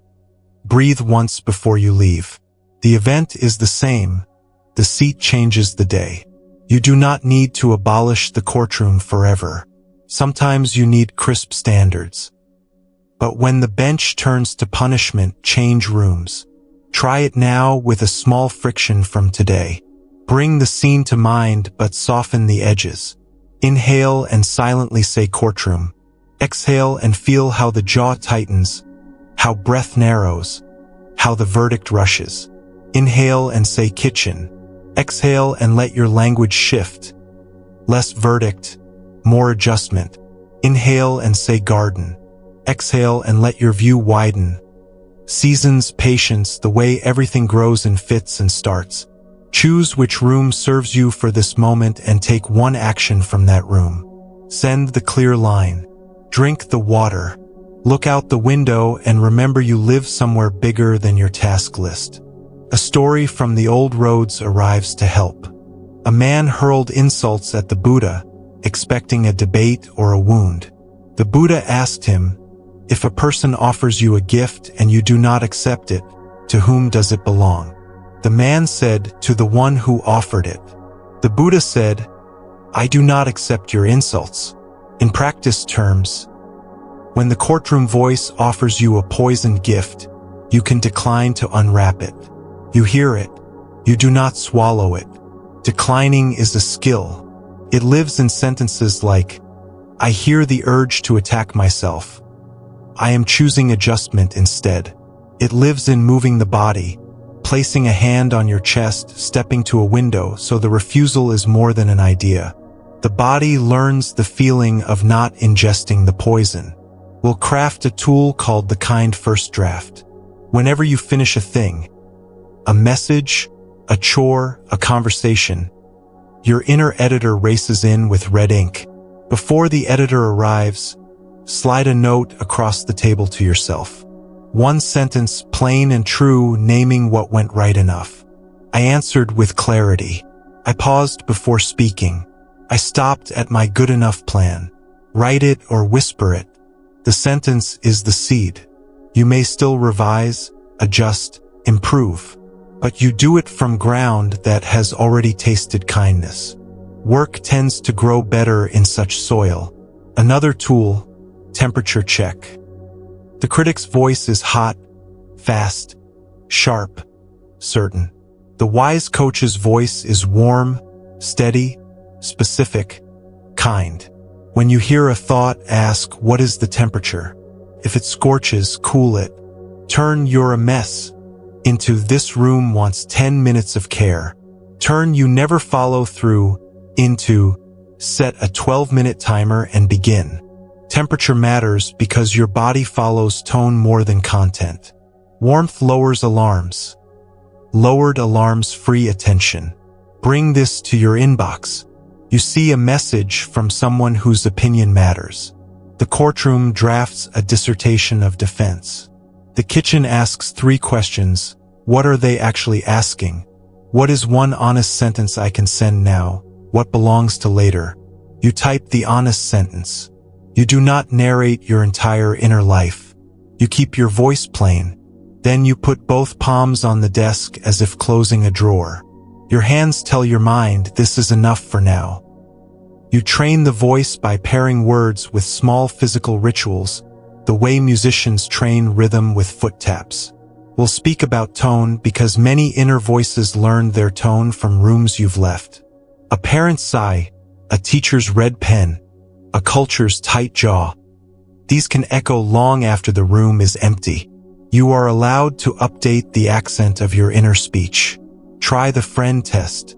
Imagine a person you love sitting where you sit. They tell you what you just told yourself.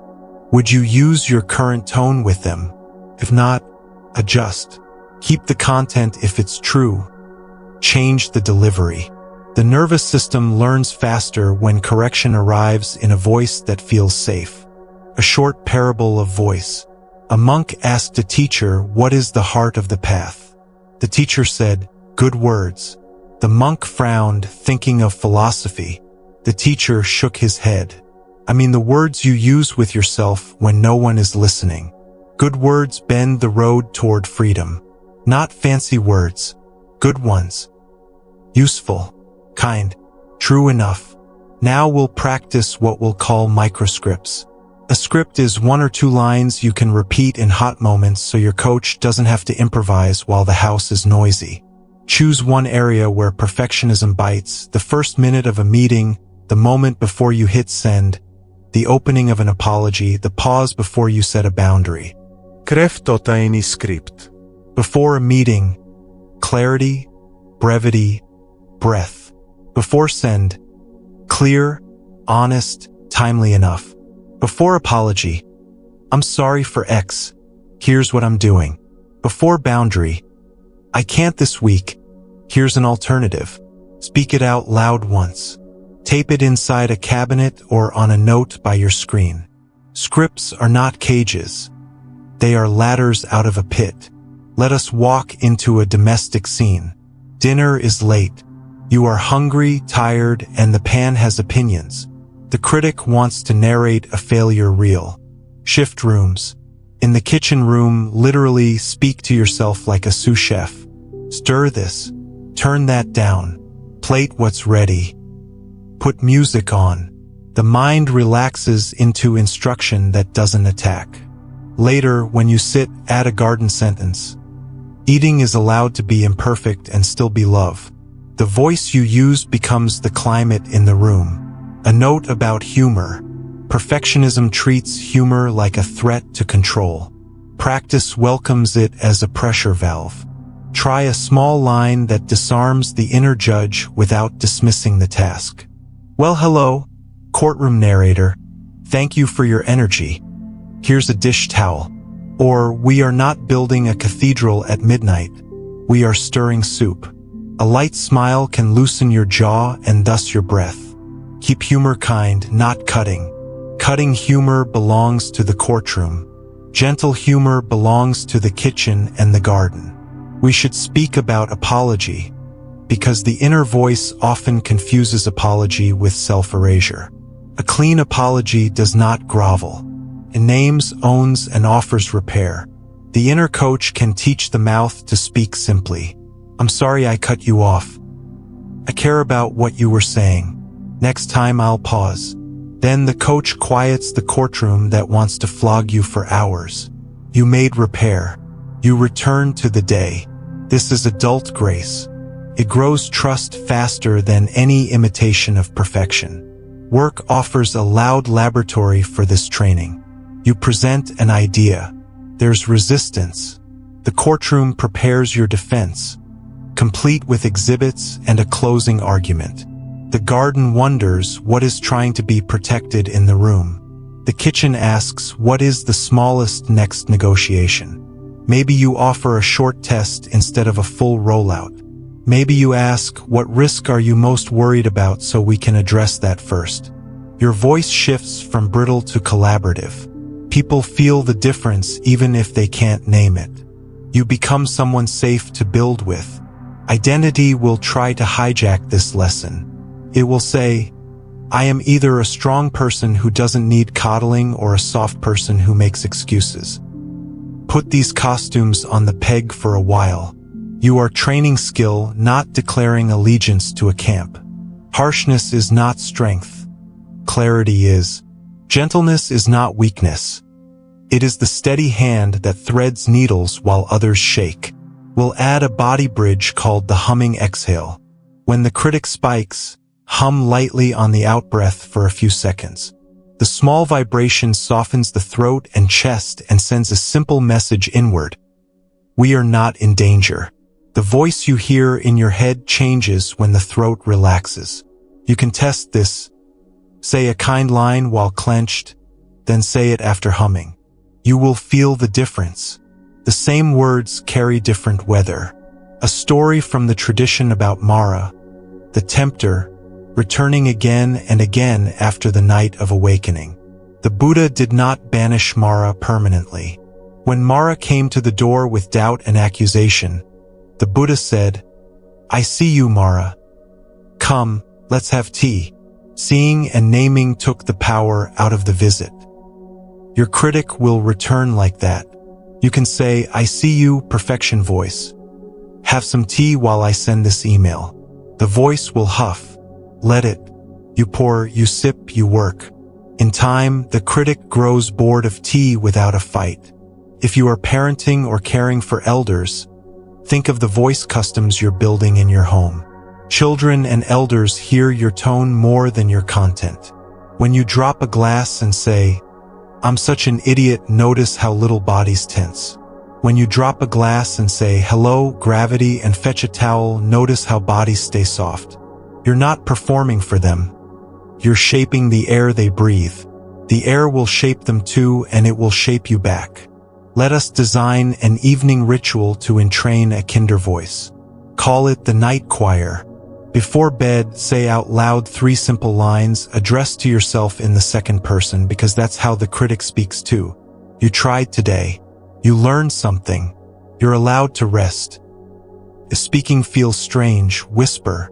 If whispering feels strange, place a hand on your chest and think the lines slowly, as if reading them from the palm. The consistency matters more than the eloquence. A choir sounds strong because voices repeat together over time. You are teaching your inner ear a new harmony. We can also build a morning prompt to set tone. Call it first words. The first thing you say to yourself sets a pattern. Upon waking, before the phone, offer one friendly sentence.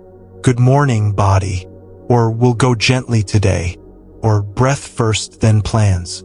The first words cut a groove the mind will follow.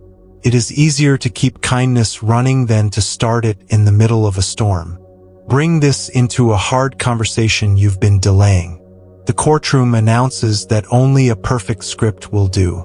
The kitchen writes 3 true sentences and 1 curiosity. I value this relationship.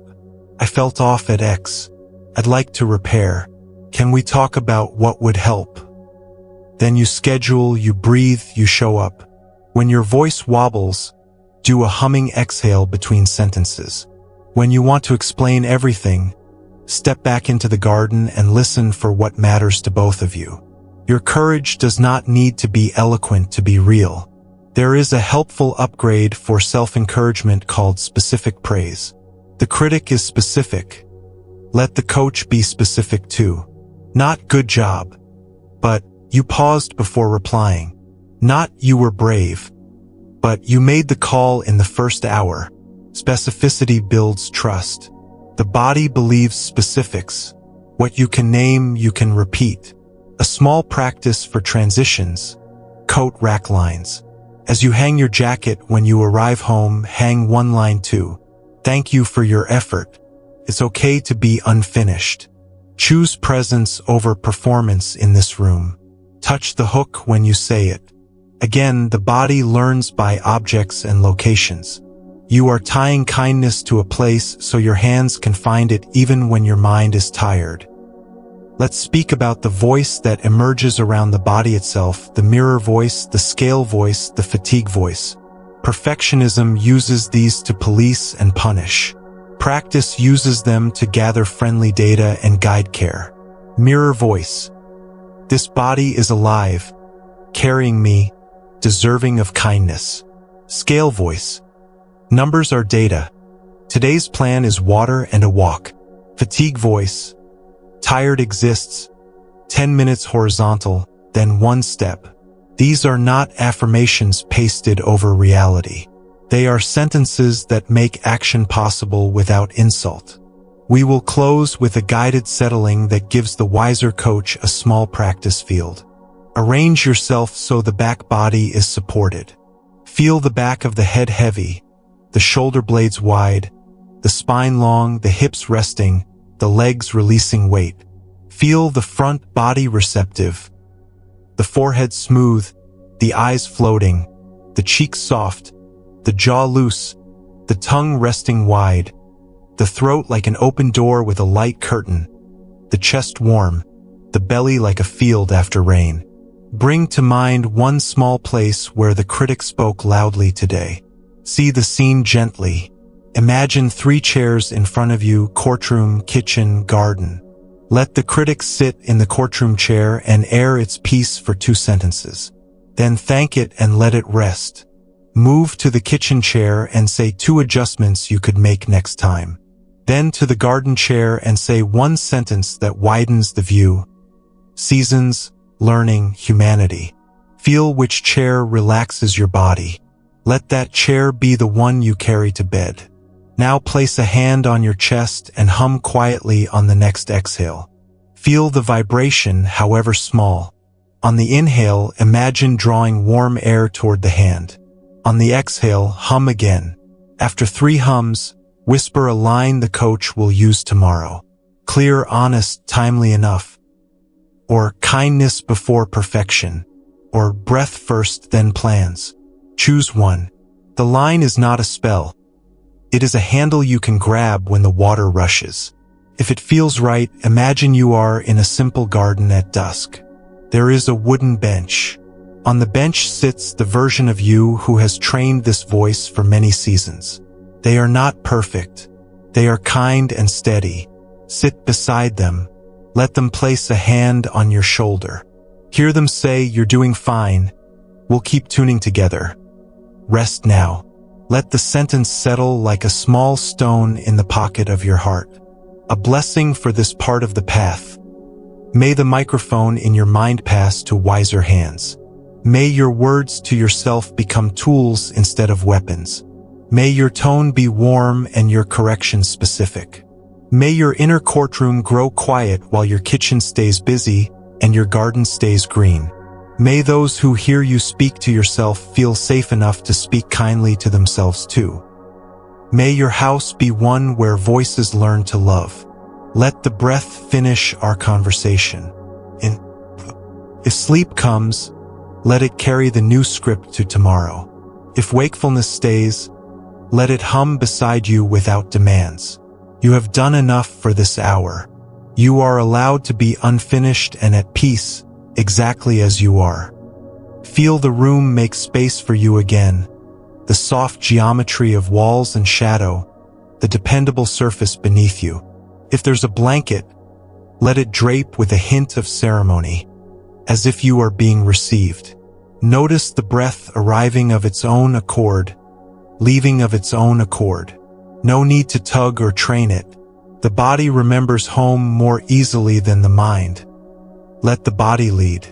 Tonight we explore time, not the clock on the wall, but the felt tempo of living. Perfectionism squeezes time until there is no softness left. It makes urgency the only drum, rush the only language, and then judges you for sounding breathless. Practice introduces another rhythm. It says there is a humane tempo at which your nervous system, your values, and your tasks can keep company. Not sluggish, not frantic. Alive. You can learn to keep time with your life instead of racing ahead and calling it success. Feel the simple weight of your hands. Let the shoulders lower one notch. The heart area softens when the neck unclenches, and the mind listens better to kindness when the body feels unhurried for 3 breaths in a row. Try 3 now. In. That's all. There is a Zen line that points directly here. When hungry, eat. When tired, sleep. It sounds almost rude in its simplicity. Yet look at your day. How often do you eat while answering 5 messages, scroll while yawning, push against fatigue as if it were an insult? Perfectionism turns life into a multitask audition. Practice lets each act have its own bowl. You can eat in the bowl of eating. You can rest in the bowl of resting. You can write in the bowl of writing. The world is still complex. The bowls make it digestible. We'll begin with a workable tool I call tempo check. Enter any task, any conversation, any room, and ask in a tone that's almost a whisper what tempo serves love here. Not the outcome yet, love. If you're with a child, the tempo might be slow enough for giggles to find you. If you're coding, steady enough that your eyes don't grow sandpapered. If you're apologizing, unhurried enough that the other person's breath can be heard. Perfectionism says faster is better until you break. Practice says true tempo lets the work breathe and therefore go farther. Consider your calendar. The critic loves to paint it solid, as if white space were a moral failure. We'll try margins like a book. A good page does not run ink to the edge. It leaves room for the eye to rest. Each day, create 2 small margins. A 10-minute buffer before something you dread and a 10-minute buffer after something that takes soul. Guard them. In the first, you do 1 grounding thing, 3-breath gate, a short walk to a window, the humming exhale. In the second, you write 1 line of kindness or 1 next concrete step so the mind doesn't drag the whole meeting around all day. You are not stealing time. You are making the rest of your time usable. A story about pace. In a quiet village, a potter fired bowls in a kiln that had one tenderness. If heated too quickly, the glaze cracked. A new apprentice, keen to impress, stacked the kiln and stoked it hard. The bowls gleamed, then shattered. The master did not scold. She pointed to a small, steady flame and said, "This is the fire that lasts." Later, when the bowls were cooled by patience, they sang when struck with a fingernail. You are both potter and clay. Your inner kiln has a pace at which your work sings. The crack of too much heat can be repaired with golden resin, yes, but how gentle to learn the steady flame. Try 2-minute landing. Before a demanding block, land for 2 minutes. Sit. Feel the weight of your feet. Let your eyes take in the far edges of the room. Soft horizon. Decide your compass. Clarity, kindness, steadiness. Write one sentence about what good enough will look like for this round. Then begin.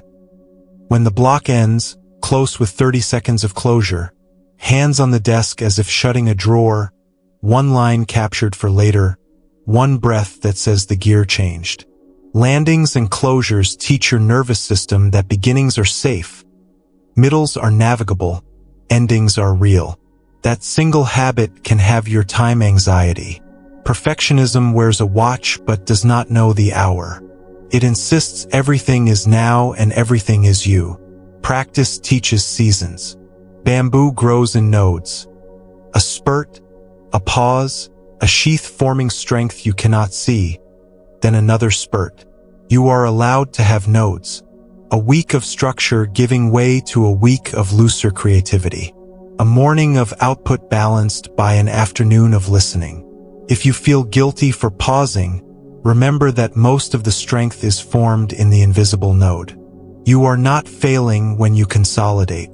You are becoming able to bend without breaking. We'll turn to the 3 frictions and see how they distort time. Wanting compresses time into a single outcome moment. Until the moment is flawless, the mind refuses peace. Pushing away stretches time into dread. The task grows larger each hour you avoid it. Confusion tangles time into verdicts. A rough morning becomes a ruined life. Tonight, meet each distortion with our countermoves in a time key. Release arrives as this breath is complete. I can step.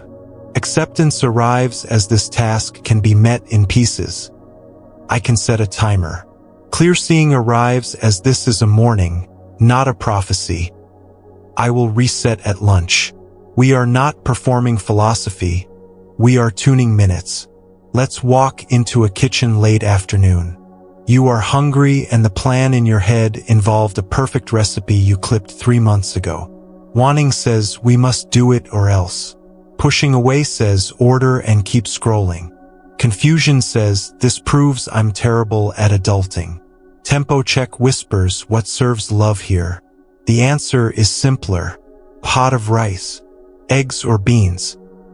A pan of greens with garlic. Music.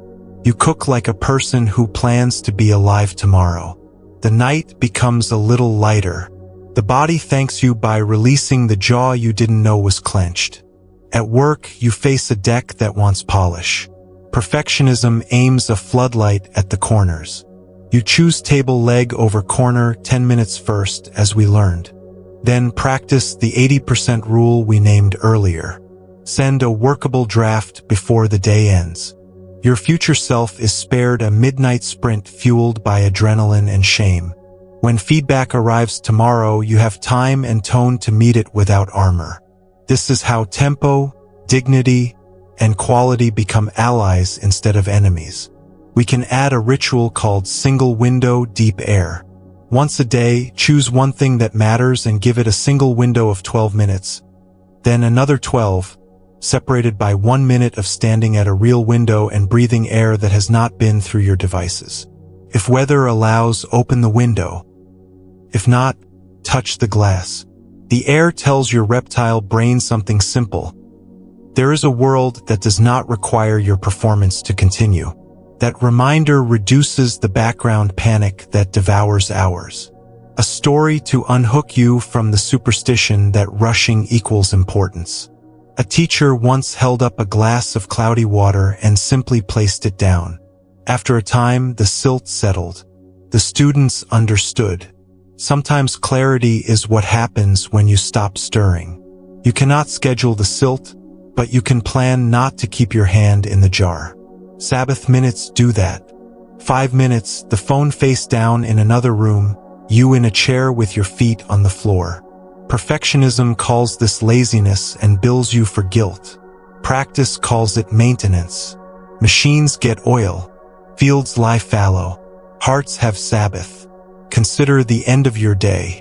Perfectionism ends days with a jeer.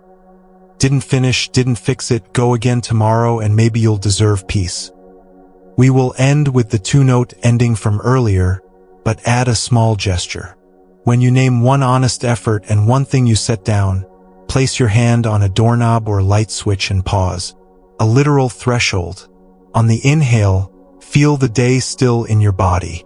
On the exhale, let it move through the door into the night, which knows what to do with it. Turn off the light.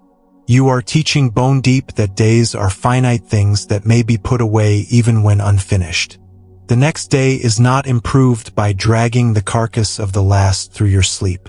Sometime anxiety comes from the fantasy of catching up to an imaginary you. We can soften it with language. When the mind shouts, "You're behind," answer with the phrase we built. "I am on time for this breath." Then ask, what is the next kind stone? Step on it. If the shout returns, repeat. A day made of small, legitimate steps carries you farther than a day spent sprinting in thought. Your body understands actual footsteps. It does not metabolize hypotheticals. Let's speak about mornings. Perfectionism loves grand launches that collapse by Thursday. Practice loves tiny, repeatable things. Try the 6-minute wake. First minute. Feet find floor. Whisper 3 qualities for the day. Gentle, clear, steady. Second, water. Third, 2 stretches your body likes. Fourth, soft horizon at a window. Fifth, pocket stone in hand with 1 value named. Sixth, write 1 sentence that defines good enough for your first task block. Then begin. Do not add flourish. The point is tone, not heroics. Your whole day hears how you started. In caring for others, tempo is tenderness. A child's story length on a tired night, an elder's pace across a room. These are not inefficiencies. They are the house you are in. When your capacity is thin, let boundaries be tempo tools. I can read 3 pages and then sit by you while you fall asleep. I can walk with you to the kitchen, then I need 5 minutes alone. The boundary keeps love steady instead of flooding and receding with resentment. Perfectionism calls boundaries selfish when they interrupt the performance. Practice calls them irrigation when they keep the garden watered all season. Identity sneaks in here, too. The self-labeled efficient one will try to sprint children and elders. The always available one will answer midnight messages like fireworks. Loosen the tags with the name tag peel at day's end. Remind yourself that you are human first. Efficiency is beautiful when it serves the human. Availability is holy when it doesn't erase the human. Values are your metronome. Clarity, kindness, steadiness. Tap them discreetly before you speak. Digital life, again, because it parasitizes time. Try door and lamp as a daily architecture. Open the digital door at chosen times. Close it with a hand to heart and a breath. Add 1 more element, the porch. When you close, spend 1 minute on an offline porch. Literal if you have one, figurative if not. Look out. Notice a color, a sound, a far shape. The porch tells the mind the house has an outside. Your life becomes less about hallways and more about rooms with windows. Let us revisit repair through the lens of time. A clean apology now saves a week of ruminating narratives. A small correction early prevents a late-night overhaul. When in doubt, ask yourself what repair, if done simply, would return time to me. Then do that repair without theater. This is not about efficiency worship. It is about dignity. Dignity is a time saver because it reduces the repetitive suffering of self-attack. I want to give you one more tool, quiet and powerful, called the bell and the bench. Choose a sound that happens a few times a day, a message ping, a kettle click, a street noise. Let it be your bell. When it rings, picture a simple bench in the mind. On that bench sits the part of you that tries to outrun time. Invite it to sit a breath out. Then ask one clear-seeing question. Is rushing actually helpful right now? If yes, earth touch, then move with intention. If not, release 10% and return to a humane pace. You are practicing discretion, which is speed's wiser cousin. A small domestic parable fits here. A gardener taught an apprentice to water. The apprentice soaked the soil until it puddled and ran away. The gardener said, "Water so the earth says thank you." The next day, the apprentice watered lightly but often, and the soil drank. Your attention is water. When you flood a task out of panic, little soaks in. When you sprinkle too lightly and constantly, nothing roots. Water so the earth says thank you. Give the thing in front of you enough attention to drink, then move on. Bring in the body once more. Tempo is not only a mental idea, it is muscle tone. The body that is sprinting at a desk looks like a forward skull. Tight jaw, lifted shoulders, shallow breath. Try the metronome exhale. Inhale naturally. Exhale to a count of 6, humming if you like. Repeat 3 times. It is not a contest. It is a metronome, asking your heart to trust a slower beat.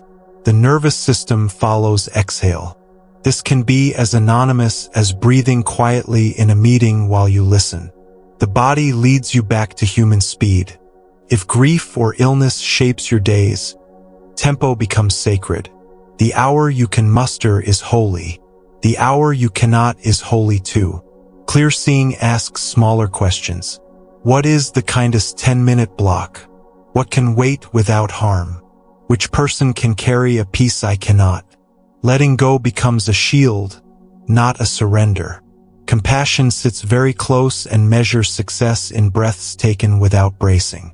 Your life is not less valuable because its tempo is slower. It is often more truthful. We will add a gentle practice for transitions called step and bow. Between tasks, literally take one step and bow your head a fraction. The head that nods admits that you are entering a new room. It's barely a second, yet the body registers a shift. Your day stops feeling like one smeared smear and starts feeling like a series of rooms you entered on purpose. Perfectionism hates this because it thrives in blur. Practice loves rooms because presence can live there. Before we settle, a story you likely know in some form, the farmer's maybe. A farmer's horse runs away. The neighbors say, "What bad luck." "Maybe," says the farmer. The horse returns with 2 wild horses. "What good luck." "Maybe." The son tries to ride one and breaks his leg. "What bad luck." "Maybe." The army comes to conscript young men. The son is spared. "What good luck." "Maybe." Perfectionism declares verdicts and accelerates, whipping the day into certainty. Practice lives with maybe and thus allows tempo to be set by what unfolds, not by fear's schedule. Maybe is not apathy. Maybe is room for wisdom. Let us rest together now and let these ideas move from words into tissue. Arrange your body so that support is obvious. The back of the head heavy, the shoulder blades spreading like wings at rest, the spine resting into its curve, the hips heavy, the legs lengthening by their own weight. Let the front body receive. The forehead smooth, the eyes floating, the cheeks soft, the mouth slightly parted, the tongue resting like a broad river stone, the throat like a doorway with a summer curtain, the chest warm as if a lantern sits there, the belly like a field after a gentle rain.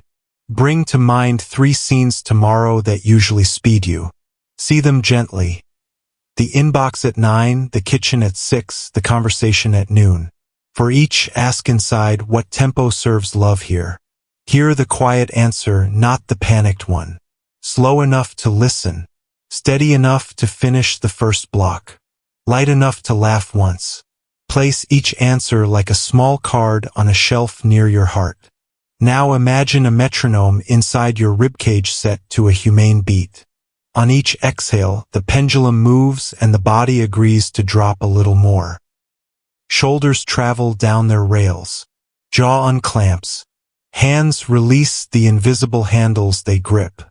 If a thought arrives with a stopwatch and a shout, smile. Place it on the bench. Ask, is rushing helpful? Answer honestly. The metronome keeps time whether the thought sits or paces. You choose which music to dance to. Place a palm on your chest and a palm on your belly. Inhale so both hands rise a little. Exhale and whisper inside, on time for this breath. Inhale and place 1 paper boat labeled behind on a stream running along your ribs. Exhale and watch it round a bend. Inhale and place 1 labeled must be perfect now. Exhale and let it go. Inhale and place 1 labeled never enough. Exhale and let the river carry it. If the boats return, that is what boats do. Rivers keep moving. We'll finish with a gentle blessing sized for the hours ahead.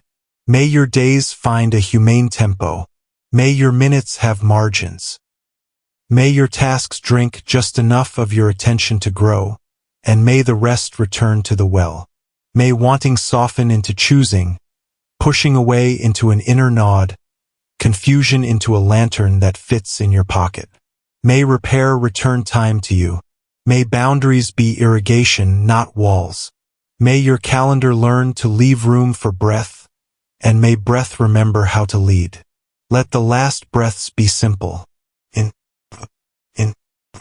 If sleep comes, may it arrive like a friend who knows your true pace.